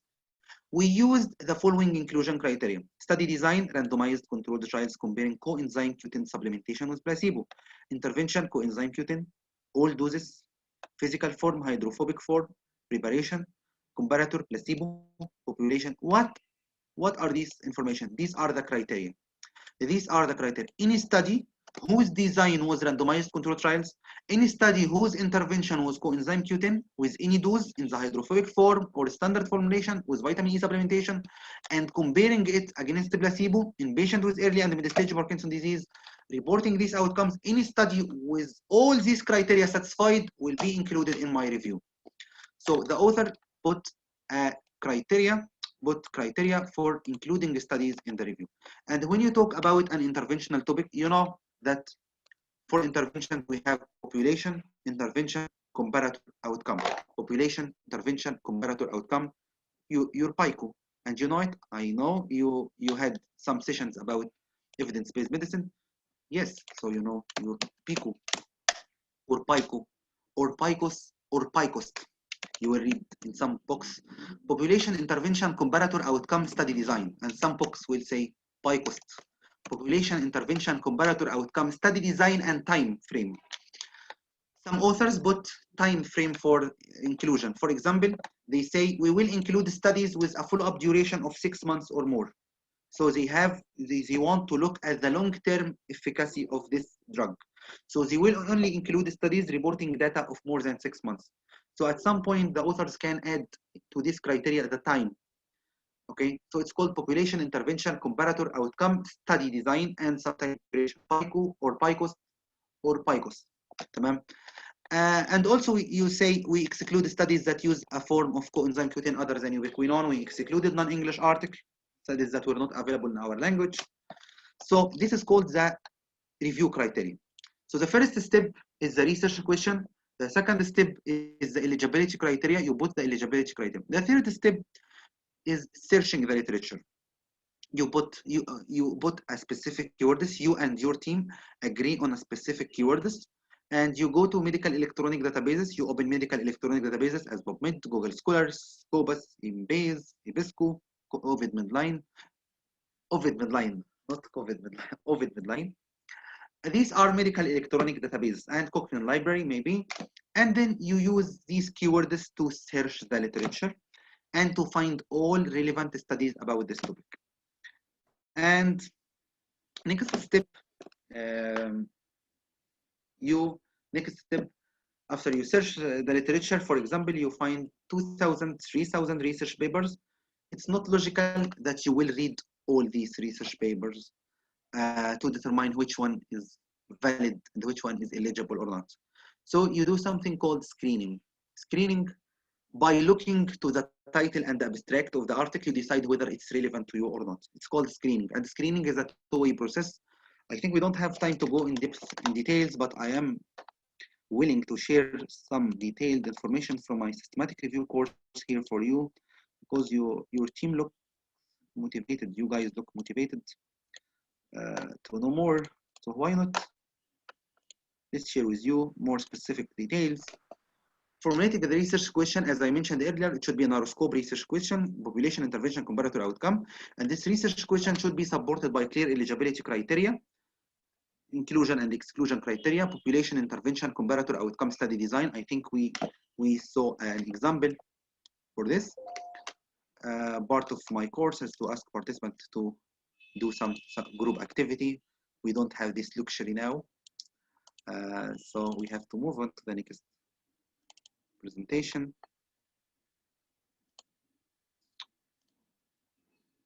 The third step is to search the literature, and you know medical electronic databases, conference abstracts, books, relevant books and reviews. First, you determine the keywords, and then you search using mesh terms, and then you formulate a search strategy. Try to include all studies relevant to your research question. You can search multiple databases, and you can seek help from experts in your specialty.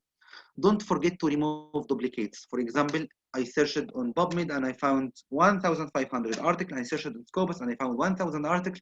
Usually there are many overlaps between these databases. They have shared covering. Shared covering means that you can find thousands of articles are duplicates. They are indexed on PubMed and they are indexed on Google Scholar, they are indexed on Scopus, and you will get the same article every time you search on a database. So in order to save your time and effort, you remove duplicates. There are some publications, there are some citation management softwares like EndNote, Mendeley, Zotero. These softwares has the function of removing duplicates. So if you are searching multiple databases, you can remove duplicates. And then you make the screening. And as I mentioned, you don't have to download all articles and read them to determine which article is included or excluded. You might have thousands of articles in the literature. So you have to make screening first, provisional screening. By screening the titles of the article, you select the relevant ones. Or we call it sometimes title and abstract screening. They are done together, title and abstract. By looking to the title and abstract for the article, you determine whether it's relevant to you or not, and you swipe right or swipe left. Swipe right or swipe left, it happens.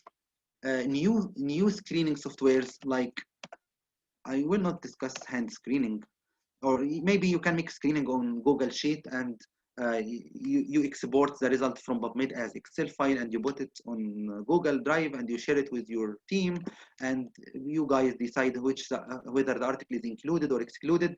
Every article is rated by 2 or 3 reviewers. Guys decide whether this article is included or excluded. This is called screening. Also, you can make screening by on the end notes. You can give 5 stars for an article that is included, and 3 stars for articles that you are undecided about, and one star for the article that's not included. And you search all the database, all the search results, you screen them and give them the star rating. It might work. Recently, not too recently, but 2015, there was a grant by the Agency of Healthcare Research in the United States. This grant was given to the Oxford Center of Evidence-Based Medicine in United Kingdom. Those guys created two amazing softwares, Abstracker and Open Meta-Analyst. Abstracker is a semi-automated engine. You upload the file that you obtained from PubMed. When you search the literature, you upload the file, you export the results from PubMed, and you upload the file to Abstracker, and it creates to you the abstracts are shown to you consecutively, and you decide whether it's accepted or rejected, included or excluded, garbage in, garbage out, rolling in, rolling out.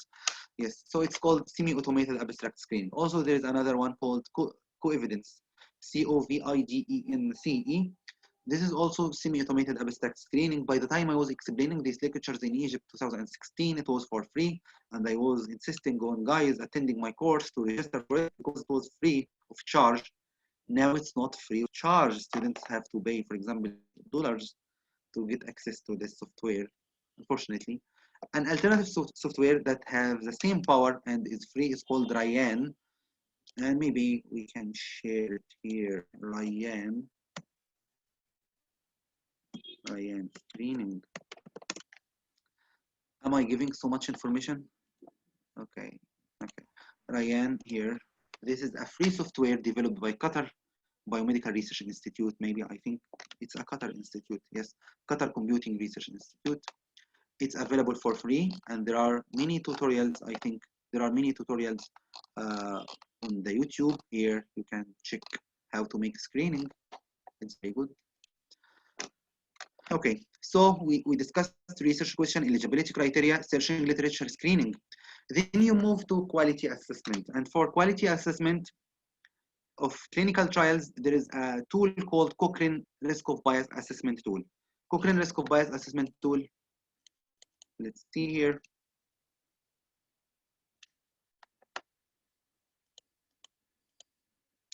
It's a tool for assessing bias. This was a whiteboard I was using in one of my courses in Cairo University, Qasr Al Aini.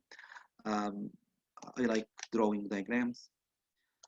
So this is an example schematic diagram for a clinical trial. You can introduce bias. Bias is a systematic error for clinical trial in selection bias, performance bias, attrition bias, by manipulating sequence generation, allocation concealment, blinding, missing data, outcome reporting. All these are key factors to determine the quality of the randomized controlled trials.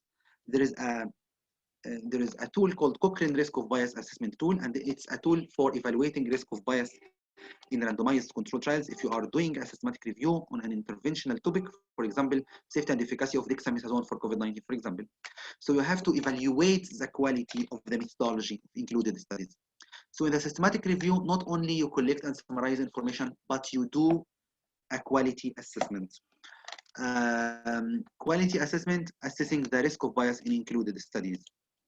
Okay, let's see here the presentation. I think here, yes, and here you assess the risk of bias in sequence generation. Sequence generation, it's so much detailed information. Maybe we don't have time to go through, but I will go through quickly. This is called the allocator. He is the researcher who is responsible for giving the patient the envelope or the permission based on which the patient will take the medication from the hospital pharmacy. This is called the allocator. He is someone who first receives the patient and record all their information in the database, and he gives the patient the envelope or the card or the permission. Based on this card, the patient will withdraw, take the medication from the pharmacy. So he's called the allocator. This allocator gives the patient card A or B, card A or B, card A or B, or envelope A or envelope B. And these envelopes are numbered, for example, from 1 to 10. If this allocator knows that envelope 1 will give the patient drug X, he can manipulate the process. He can manipulate the process by, for example, when I find young patient who is likely to survive, likely to live, will not die, so I will give him the envelope that will lead him to the new drug developed by my company, drug X. And when I see a patient who is old age, have comorbidities, he is likely to die soon, and it's better to leave him die in peace, I will give him an envelope that includes the drug of the other control intervention or the competitor drug of the competitor company. So this patient is likely to live and this patient is likely to die. So the allocator can introduce some bias to the process. This is called selection bias. To overcome this, there are two steps. Random sequence generation. It means that the envelopes should be, the intervention, the drug should be randomized in the envelopes. So the allocator doesn't know which one includes X and which one includes Y. And it's called allocation concealment also. It means that the allocator doesn't know what's inside the envelopes. And random sequence generation, it means that the sequence of patient allocation to drug X or Y is random. For example, it's not alternate. Alternate means one patient for drug X, one patient for drug Y, one patient for drug X, one patient for drug Y. No, it doesn't work like this, but it's random manner. So the allocator cannot predict which envelope leads to drug X and which envelope leads to drug Y. And it's called, there is another form called allocation concealment. It means that what is written inside the envelope is concealed from the allocator. He's blinded. He doesn't know which envelope leads to drug X and which envelope leads to drug Y.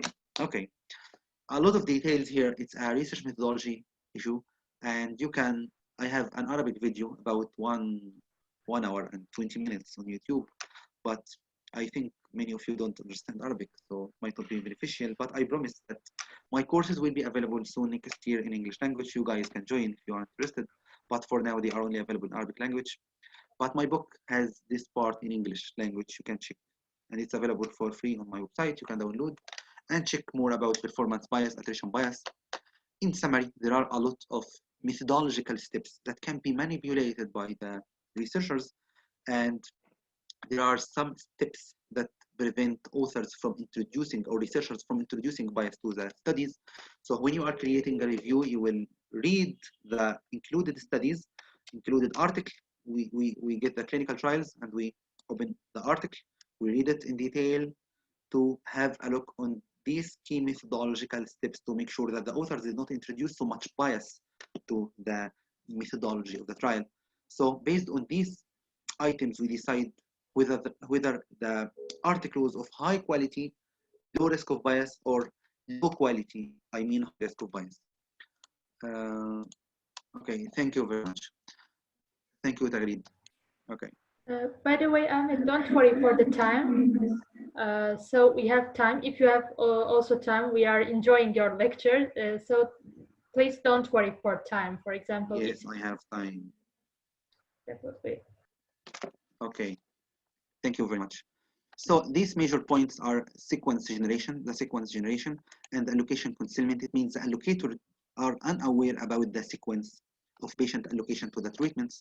And the blinding, I think maybe you are familiar with this. Blinding means that the allocator means that the physicians don't know, physicians and patients are unaware about which patients are allocated to drug X and which patients are allocated to drug Y. This is called blinding. Blinding in clinical trial means patient, study participant, and the researchers themselves are not aware about which patient are receiving drug X and which patient are receiving drug Y. This is called blinding. Some clinical trials, this blinding is preached, or it's open label. Open label design, it means all patients are aware about the kind of drug they are receiving. So there are some psychological factors that might impact the result.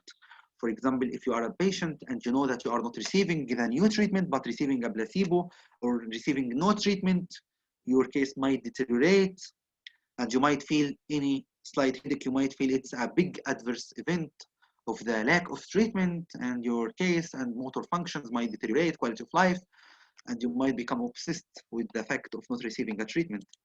But if you are receiving a new treatment and you know that you are receiving a treatment for your case, you might be optimistic and you feel good about yourself compared to your neighbor who is not receiving any intervention. So it might reflect on your clinical status. Let's move on to the next. Incomplete outcome data. Some clinical trials have missing data. For example, we randomized 1,000 patients to the treatment groups, but by the end of the clinical trial, we found only 800 patients. So we have about 200 patients missing from the clinical trial. The way in which investigators are handling these missing data determines something called attrition bias. Attrition bias is a form of bias resulting from difference between the two groups in the withdrawal or completion of data. For example, you have high completion rate in one group and you have high withdrawal non-completion rate in the other group. So any unbalanced withdrawals between the study groups is likely to introduce a form of bias called attrition bias. And to handle this attrition bias, the authors, the researchers need to introduce a form of analysis called intention to treat analysis, ITT analysis. This is a kind of analysis to analyze data of missing patients by using other forms. You will read about it in my book: best case scenario, worst case scenario, multiple imputation technique, log-of analysis, last observation carried forward analysis, and there are some ways to obtain missing data. Anyway, I will not talk so much, but incomplete outcome data can be a source of bias in clinical trials based on which you decide whether this clinical trial was high quality or low quality, high risk of bias or low risk of bias. And selective outcome reporting.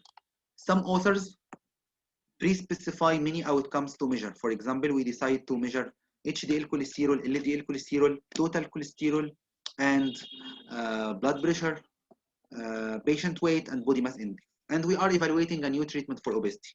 But by the end of clinical trial, we realized that this drug is effective in weight reduction, but this drug introduced a lot of problems for the lipid profile of those patients. So we decided to omit these outcomes. We decided to omit, I don't know, but my mobile is hearing and recording some parts of it. I put, sorry guys.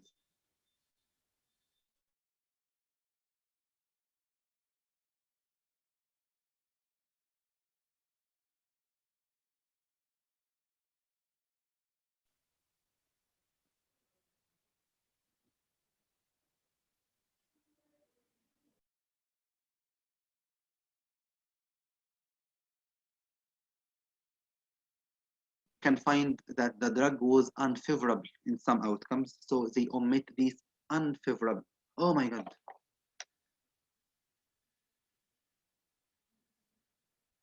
Yes, my mobile was transmitting the network as a hotspot, so internet was interrupted. It's now okay, I think. If the connection was interrupted, I will reconnect again, don't worry. For the selective outcome reporting, it means that the authors measured many outcomes and then they found that the drug has some unfavorable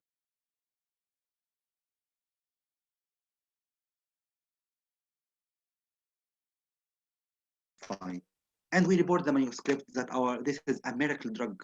This is a huge success. Our drug was very effective in weight reduction. Our drug improved body mass index, but we didn't mention that the drug has a lot of problems for patient lipid profile. This is called selective outcome reporting, where the authors were pre-specifying some outcomes, but have the intention to manipulate the reporting and report only the significant and favorable results. This is also one of the key outcomes or the key points in which you evaluate clinical trials, whether they were high risk of bias or low risk of bias. Also, other sources of bias, for example, this clinical trial has stopped early and it was not planned to stop early. This clinical trial has extreme imbalance. Patient in this group, in the experimental group, had younger age compared to the control group, or you see any other signs of bias in the clinical trial.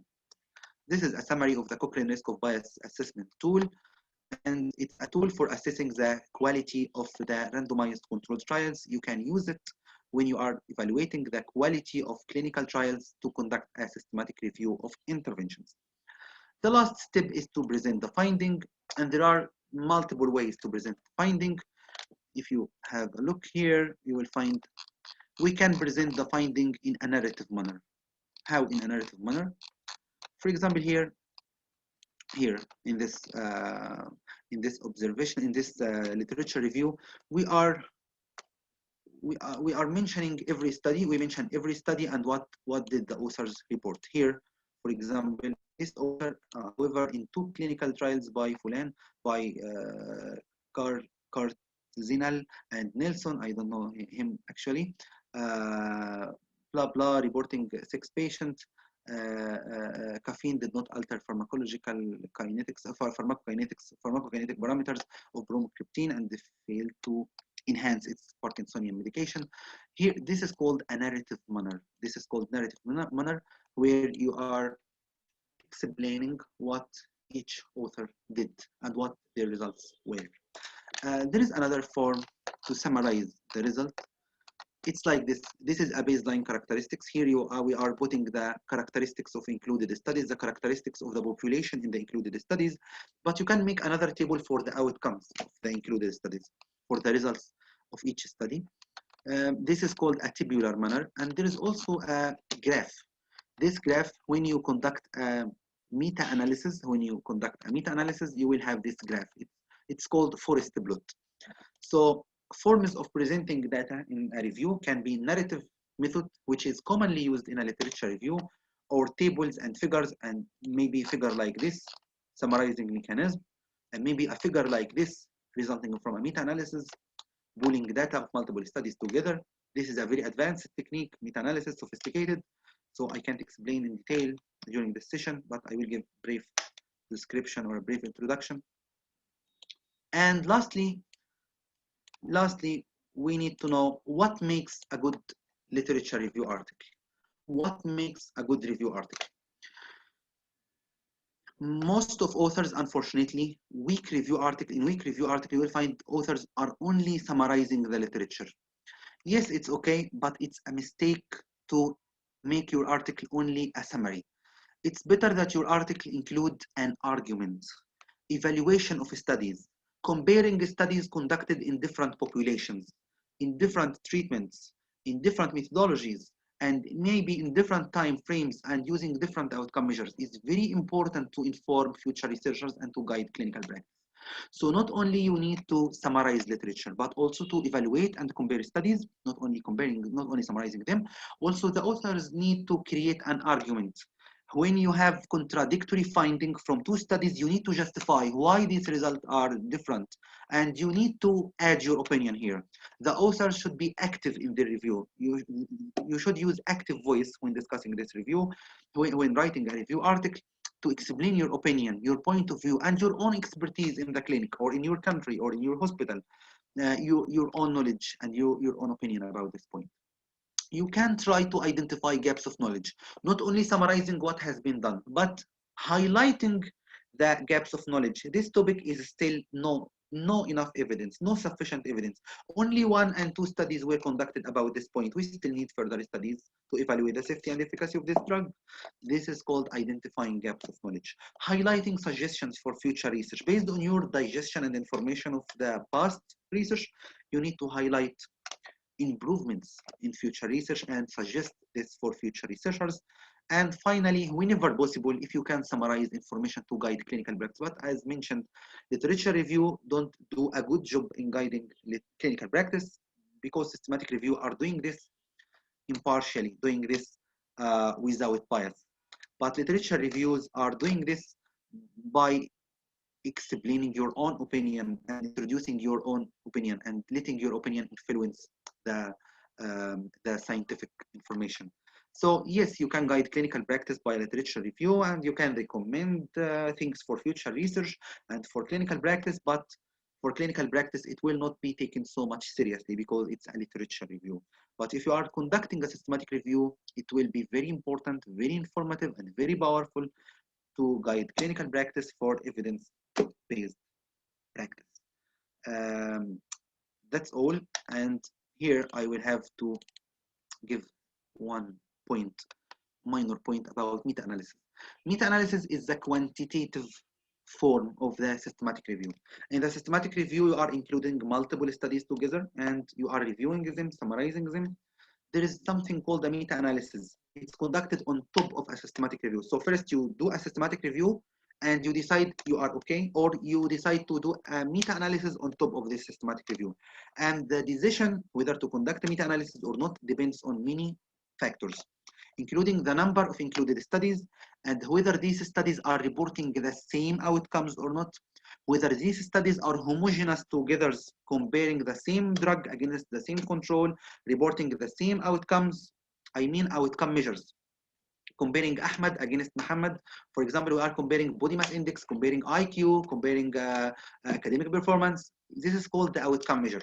If the studies are comparing the same drugs, nearly the same drugs, using similar methodology, studies are homogeneous and reporting comparing the same outcomes between the two drugs, it's likely that you can conduct a meta-analysis. But maybe sometimes you have very heterogeneous studies comparing drug X against the drug Y, and another one comparing drug X against the drug Z, and another one comparing drug X against the placebo, and they are measuring a dozen of different outcomes that are not uniform in different populations, so they cannot be unified in a meta-analysis. So you can conduct a systematic review, but you are unable to make a meta-analysis, and it's okay and it's acceptable. Okay. Okay, what is meta-analysis? It's a statistical method for combining effect estimates.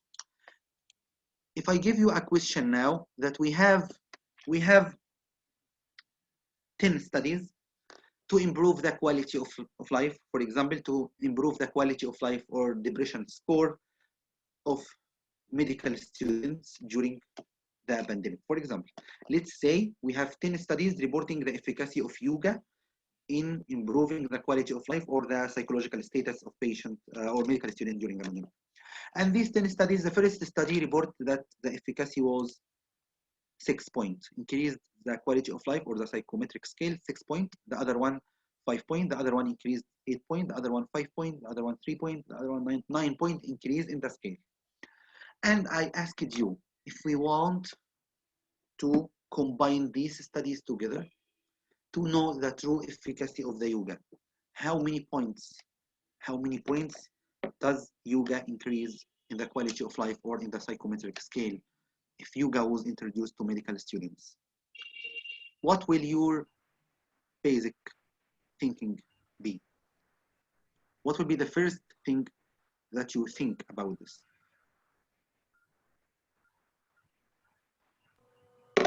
This is a question for you guys. Please answer in the chat. I would find the average quantity of these studies, for example. Excellent. Anyone here who agrees with this opinion? If you agree, please write in the chat that you agree with this opinion.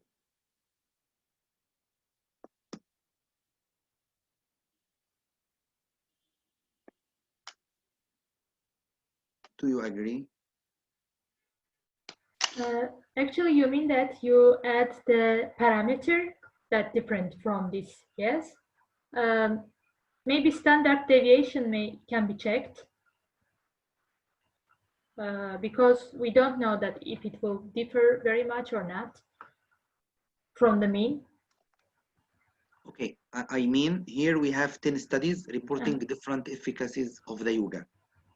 One study said that yoga increased the psychometric scale or psychological well-being 6 points. Other studies say that it increases 5 points. Other studies say it increases 8 points. Other studies say 5. Another one say 3. Another one say 9. Another one say 7. So this Egyptian guy has taken my course, I think. Mustafa Shahada. Weight of every study. Okay. So the basic thinking when you are trying to combine results of multiple studies together, that we think about the average, right? When you take the average of these studies, you will know the average efficacy of the drug, right? And unfortunately, it's not correct. Why? Because if we take the average and divided the total number, we take first the sum of the improvement and divide it by the total number of included studies. Here, every study has 10%.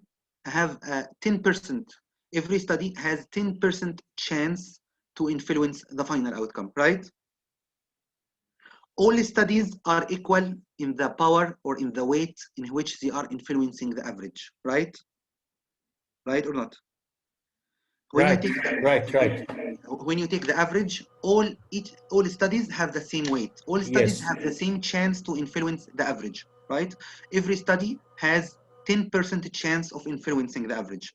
And this is not correct scientifically because these studies were conducted on different populations and using different sample size. So they have different power calculations. So you cannot take the average. It will be unfair to use the average, it will be biased because some studies are large and some studies are small. So to solve this problem, each study weight should be. Yes, someone else might answer that we need to take the voting count. For example, if we have 4 or 5 studies and all studies said that this drug is not effective, that the treatment is not effective, for example, p-value is 0.2, 0.2. If we have 4 or 5 studies, all studies are saying that the drug is not effective, so it's not effective. No, maybe after you conduct a meta-analysis, you realize that this drug was effective. So taking the voting count is not accurate, and considering the voting count is not accurate, and considering the mean average is not accurate. So what is the meta-analysis? It's a form of statistical to calculate the average, but we calculate the weighted average. Each study is allocated a weight based on which they influence the final outcome or the pooled effect estimate. So the concept of meta-analysis is a statistical method, statistical analysis that combine the effect estimates of multiple studies together in one pooled effect estimate. But when doing this, we don't take the crude average, which allows every study to have the same chance of influencing the final outcome. No, we take the weighted average. First, each study is allocated a weight based on the variance or based on other things. It's called inverse variance, mini methods, mini statistical methods, or Mantel-Hansel, mini statistical methods. We will not talk so much in details, but every study is allocated a weight, and based on this weight, the study is given a chance to influence the final outcome. Okay, so this is a summary of how a meta-analysis looks. This graph is called forest plot. We have here multiple studies. This study has a relative weight of 12, and this study has a relative weight of 13. Finally, the summary has a weight of 100%. This is the final outcome, 0.41. This is the standardized difference. So every study reported a difference, and every study has a weight. Okay, and every study influences the final outcome according to their weight. So they are not equal. This is called the weighted average, 0.41 difference, and it's reported here in the forest plot as the diamond shape. But these are the result of individual studies, okay? So this is the concept of meta-analysis. Maybe some other day we can talk so much in details about the systematic review and meta-analysis if you want. Let's now take the questions. Thank you very much for careful listening. I am very happy and willing to discuss with you more. Ask your questions, and you can write to me in the chat, whatever you want. We had 2 questions, if you remember, Okay. but actually you explained them, but I again wanted to repeat if they have any understanding problem. So Leila, if you have a problem in understanding this question, would you again want to clarify, or it is clear because we spoke about this? She asked that not every publication has credibility. How could a reader detect if the published systematic review or meta-analysis is of high quality? If you want again clarification, please write on chat. Okay. First of all, for any research publication in the world, whether it's a systematic review or not, there are some points that give you information about the credibility of the article. First, whether this article was published online in a website, Yahoo magazine, on Facebook, on a blog, or it was published in a scientific journal. If it was published in a scientific journal, and we will first need to check this journal. Is it a credible journal or a predatory journal? There are many predatory journals that take money from the author to publish their article on the website without any scientific review. So if you have an article that was published in a predatory journal, you have to be careful because this article has not been revised by experts in the field. There are several ways to identify predatory journals, but maybe you can write on Google predatory journals. You will find a lot of information and a mini list about lists of predatory journals, fake journals, claim to be scientific journals but are not scientific journals. So first thing, where this article was published. And if it was a scientific journal, you will look at the quality of the journal itself, because not all journals are equal. There are many ways to evaluate the quality of the journal, but usually researchers look at something called the impact factor of the journal. Maybe we look at something called quartile of the journal. There is something called Saimago Journal, SCGR, Saimago Journal Ranking. Yes, SCGR. It has Q1, Q2, Q3, Q4. It has a classification of journals to 4 quartiles. And if you publish in a journal that is Q1, it's big journal, good journal, high quality journal. If you publish Q4, it's acceptable, but it's not the highest quality. So even in scientific journals are ranked somehow. So first you have to make sure that you published in a good journal, indexed on PubMed, and journal has impact factor, or maybe slight impact factor, and the journal is indexed on Scopus, on PubMed. These are the 2 major important databases. Don't look for Google Scholar. Google Scholar can index any trash. If tomorrow we made a website, fake website, and we called it Egyptian, Turkish, Azerbaijani medical journal, Google Scholar will be very happy and will capture any information, whatever information we put, even if fake information, Google Scholar will be happy taking and capturing this information and showing it to scientists. So you need to make sure that the article was published in a good journal, peer-reviewed journal. Then you have to download the article and read how the authors conducted this systematic review. Was this systematic review pre-registered? We mentioned that there is a systematic review protocol. The protocol gives a signal of integrity. It means when we decide to conduct a systematic review and we put a protocol and we publish this protocol somewhere, then we start working according to this detailed protocol, we are giving a signal of integrity that we are not intending to bias the results, because it will be difficult to manipulate the process. For example, we said that we will search with the keywords X, Y, Z. So when we use the different keywords, the reviewer will catch you. Why did you change the keywords that you are using? It was pre-specified that you will use the X, Y, Z. Why did you change? And here you have to provide scientific justification for the editors and reviewers of the journal. So by having a pre-specified protocol, we are eliminating a major source of bias when conducting systematic reviews and meta-analysis. This is one of the most important things that you have to look for when reading a systematic review to evaluate its quality.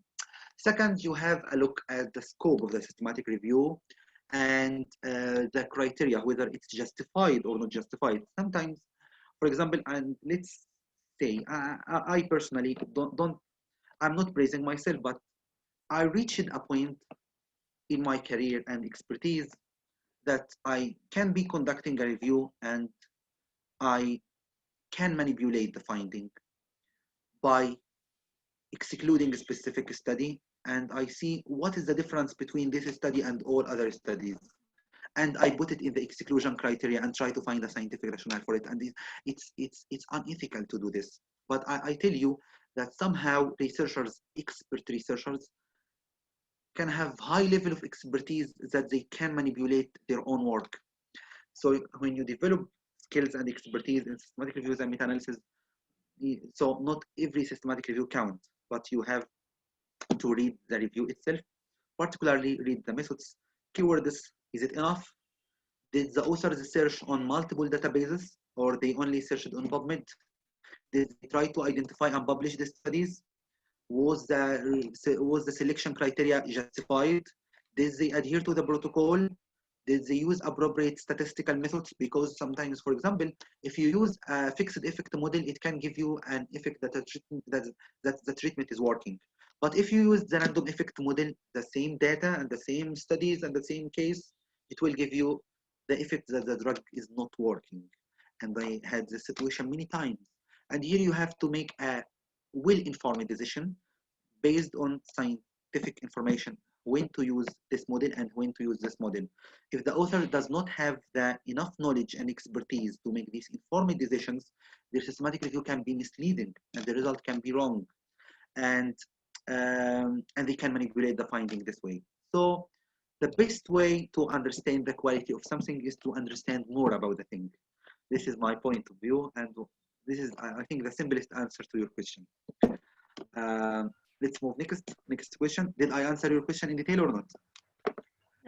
Leila, if you have questions about this, or is everything clear? Yes, thank you very much also. for your question. So our next question is, if I want to conduct a systematic review in field of oncology, what will be the valid database acceptable to reputed journal?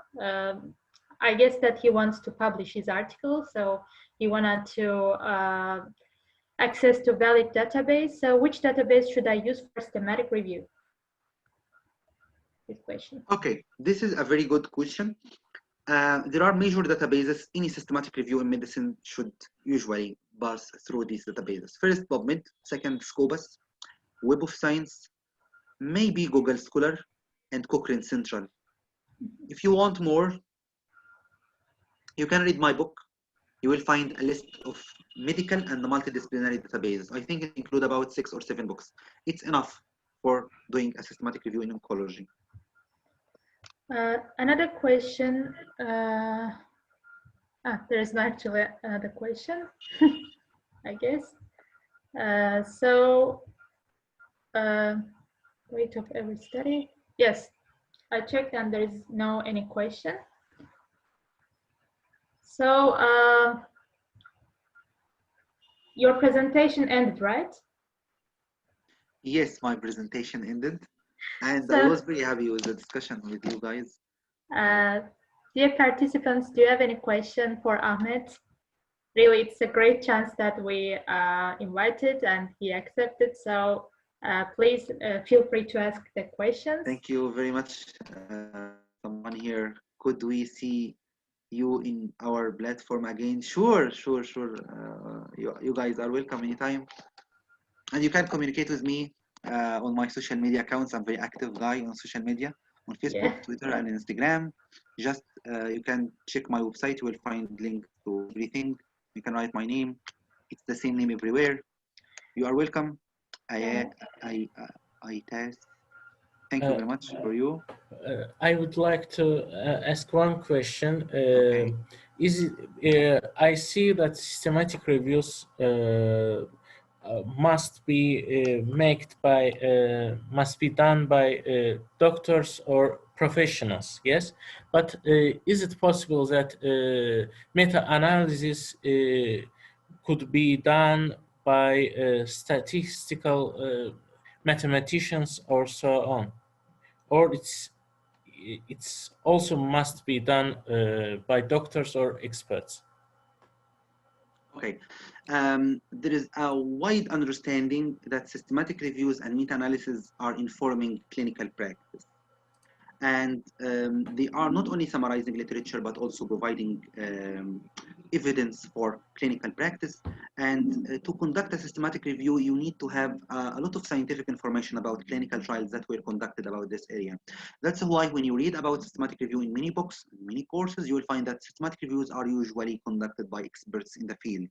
And what happens is that experts usually hire a statistician, mathematician, someone with expertise in meta-analysis, and after conducting a systematic review, they send the data to the statisticians to participate by doing the meta-analysis part, and they interpret the results. This is how it works usually. What we do is different. For medical students, they don't have they don't have any prior or previous scientific information about this topic in detail.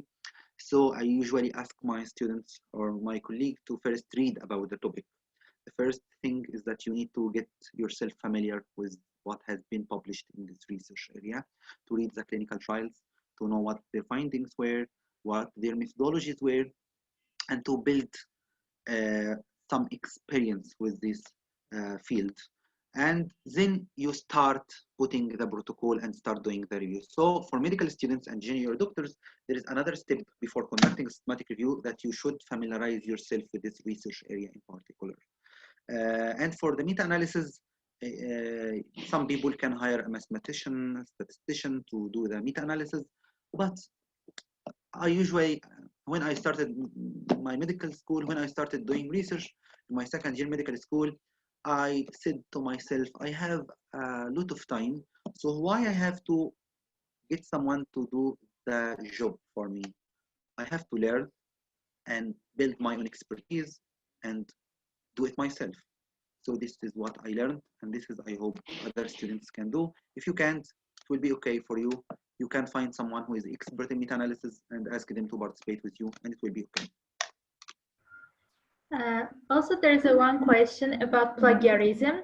How we, for example, can control this, for example, not to take all information from one article during the systematic review or meta-analysis, how to avoid this plagiarism. For example, what it's considered the plagiarized article, what are the indications that it's considered plagiarism? Okay, first of all, let's be clear and discuss what plagiarism is. Plagiarism has many different formats. Let's say how it works. Maybe I need to write to clarify it more.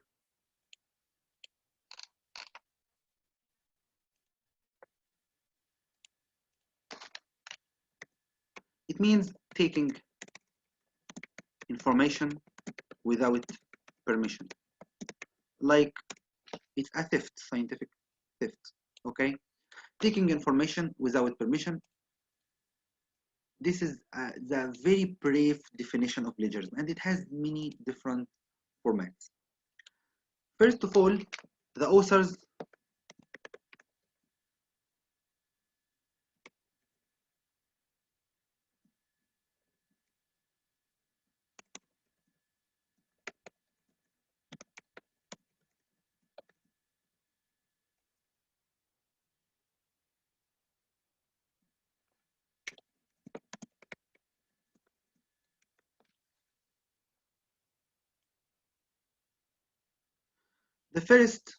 the first format is that the authors copy and paste long text from another paper and failed to mention the source. The appropriate action when you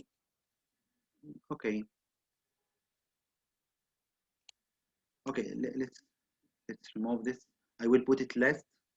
I will put another point first to facilitate the flow of thinking, so the participants don't feel it's difficult to understand.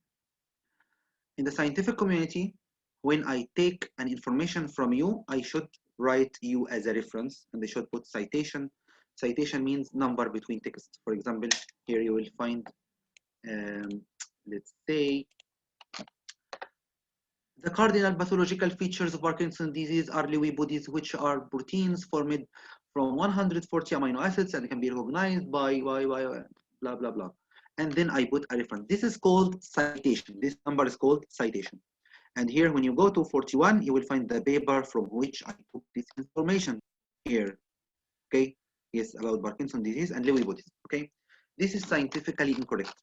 What is plagiarism? Plagiarism means I took the information without acknowledging the source. So the first form of plagiarism, and I will arrange them in a better way so that medical students can understand it easy. Reporting or taking information without acknowledging the source. Okay, how to acknowledge the source? As mentioned, you put a number, citation, between brackets, number between brackets, and in the references you mentioned the full reference of the paper. So taking information without acknowledging the source, or taking information and acknowledging the source. Sorry, it's the source, not the course. And acknowledging the source, but the problem is you took the information as it is, copy paste. For example, if you take this information about Lewy bodies and Parkinson's disease from the paper of the authors, but you take the information as it is, copy paste without, but you take the information as it is, copy paste, it's considered a plagiarism. What is the solution? The solution is to use quotation brackets. If you take a sentence from someone, you have to put quotation brackets. Third,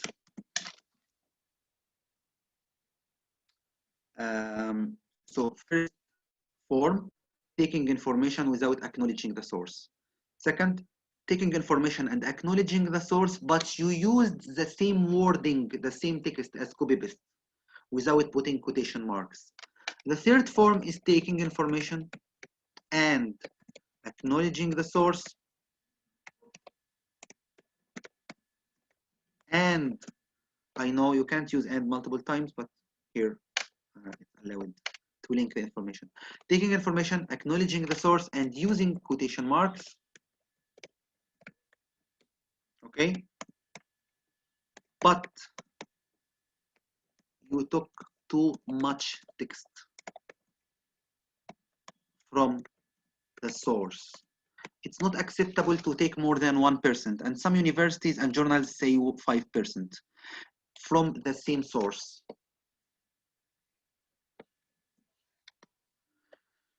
You took information, copy-paste, and you put quotation marks, but these informations represent 1%, more than 1% of the total information presented. So it's considered a plagiarism. So, okay, what if this copy-paste part was less than 1%? Plagiarism also means taking information and acknowledging the source and using quotation marks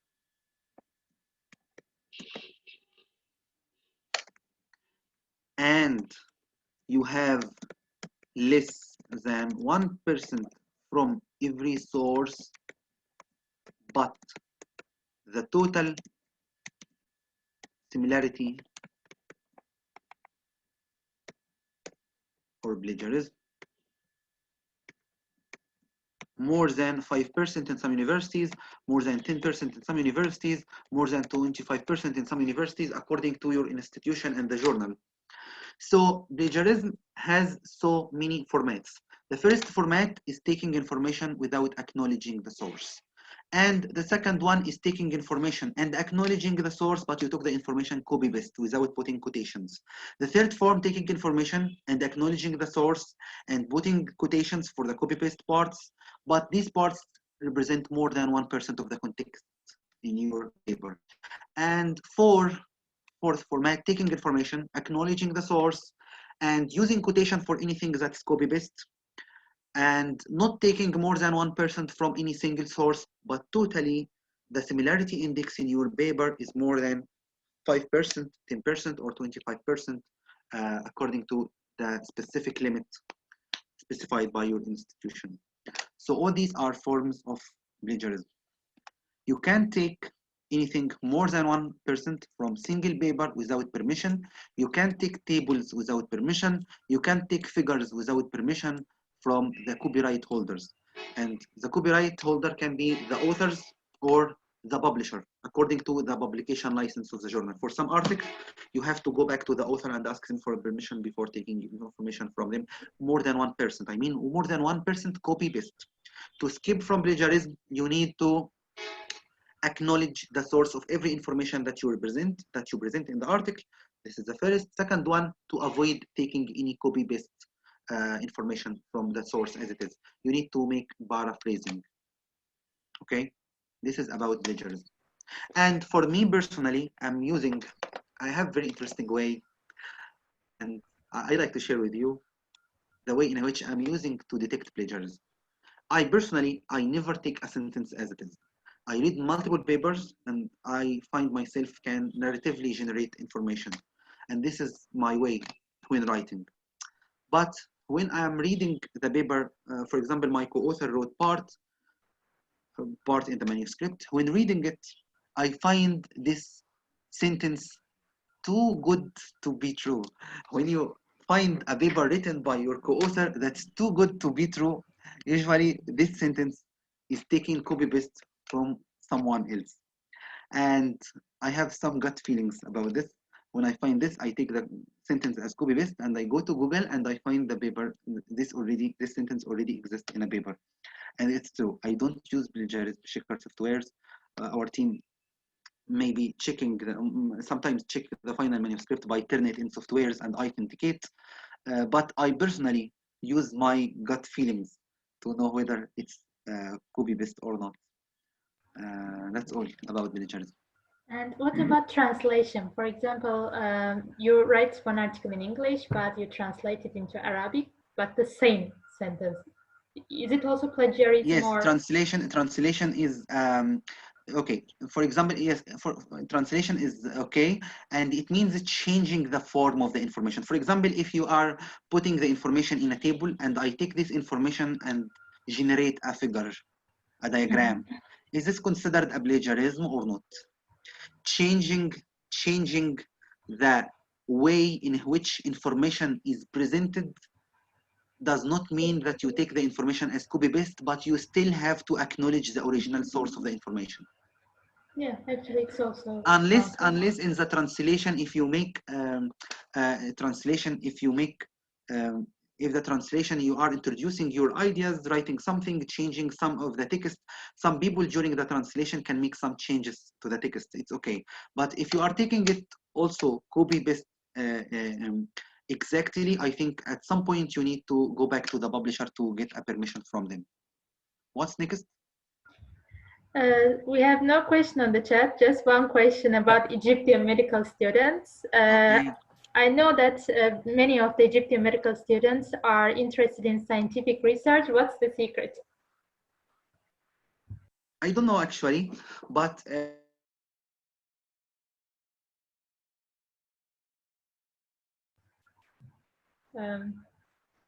Again, bad internet connection, I guess. Ahmed, are you hearing us?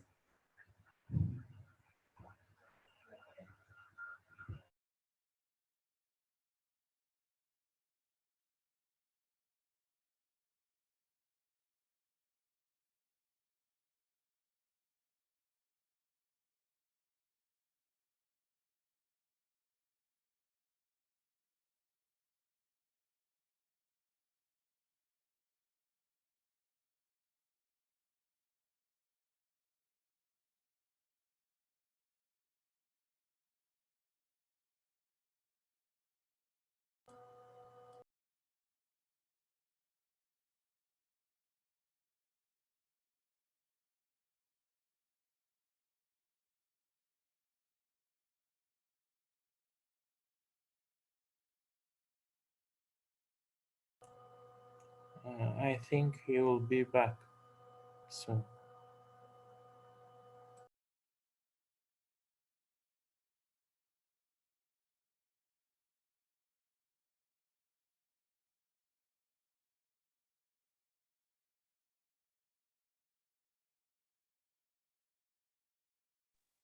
Could you mute yourself? We can't hear you.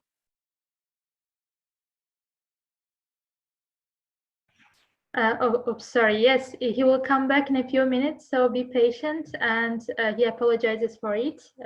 His bad internet connection he has. So he will come back in a few minutes.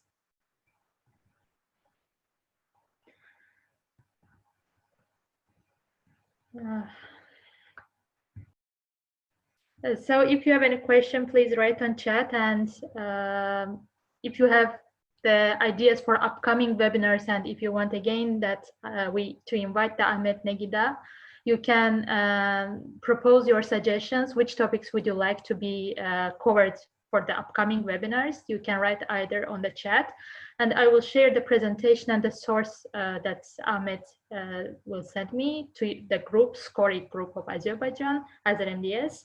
I will share all the data. So I guess that Ahmed tries to join.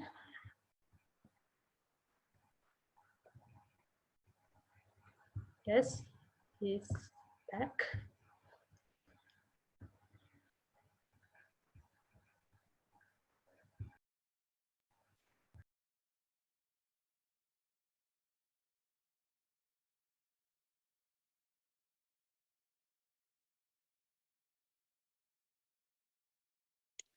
hello guys, do you hear me? Yes. Hello? Yes, yes, yes. Yes, yes, okay. Sorry for that disconnection. So what our question was? What's the secret of Egyptian medical students that they are so interested in medical research? Yes, I think over time, many medical students in Egypt, there was a survey. Many medical students start to think about traveling outside Egypt.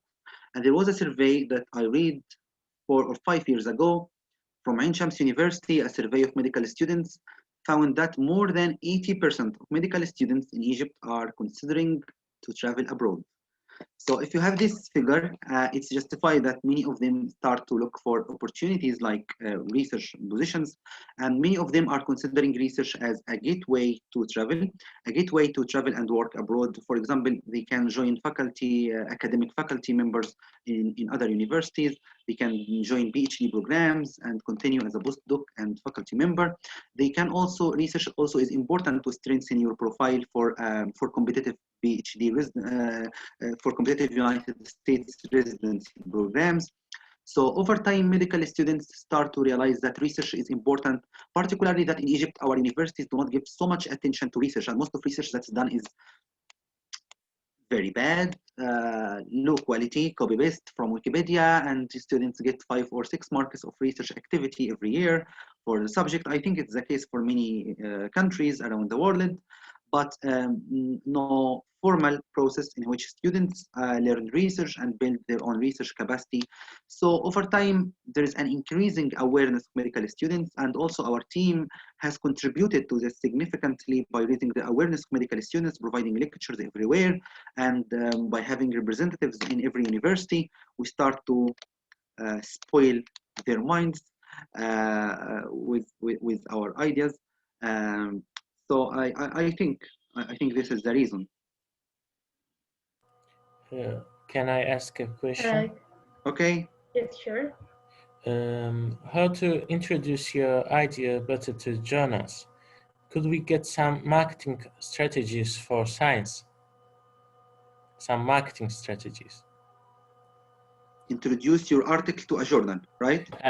Your idea or your article better to a journal. Is Okay. there a way to market your article better, or there's no way? Okay.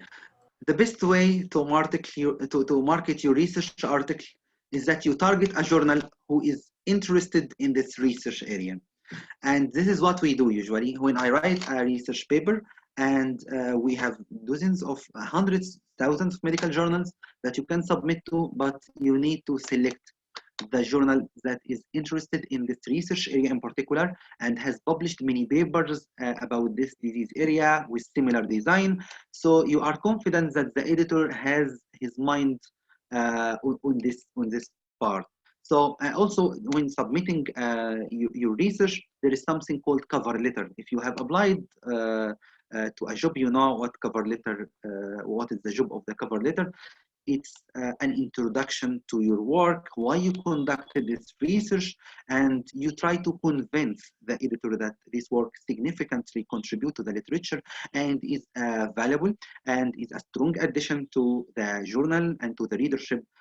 So you use this cover letter as your marketing opportunity to convince the editor to accept your paper. So it's a 2-step process, or you can say 3-step process. First, do your job and do your research very good, very well, in a good methodology. This is first. Second, you select a good journal that is likely to be, high likely to be interested in your research project. Third, you market you market your research by writing a very good cover letter, convincing the editor about the strengths points of your article and the advantages and what it adds to the literature and why it's important. This is the process. So thank you very much. As in Three Idiots movie, one of the quotes, if you have watched this movie, the pursue the excellence and success will come chasing you. It's one of my favorite quotes. And it's also for research, we can say that pursue the excellence and doing your research in the best way, and you will find the proper journal.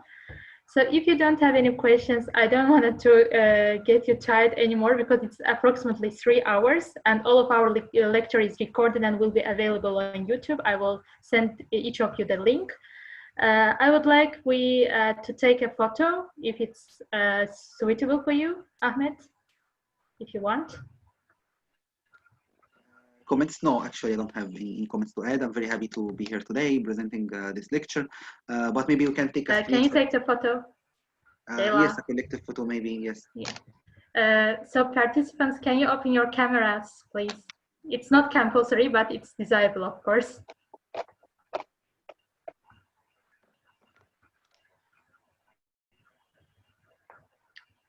Leila, are you taking photo? Yes, I'm taking. Okay, great.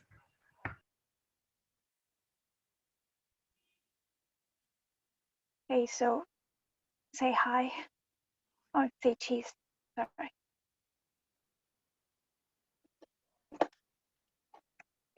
Once again.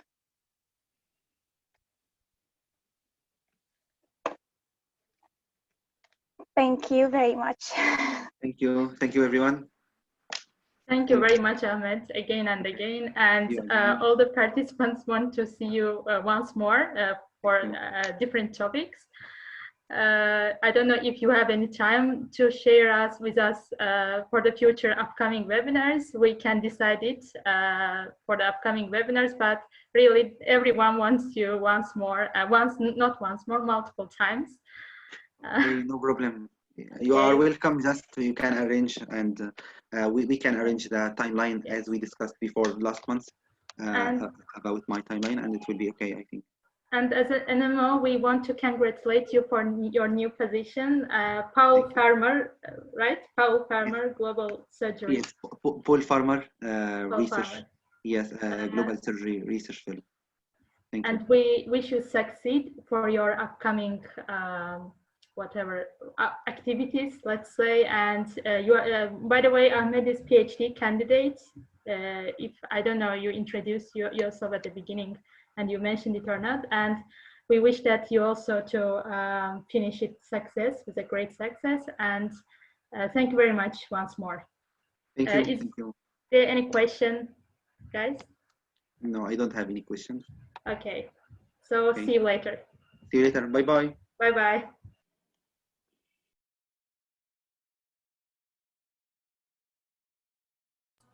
Çox sağ ol Ruqiyə, çox yaxşı idi. Yəni həyatımdakı ən yaxşı leksiyalardan biri idi, ləzzət elədi.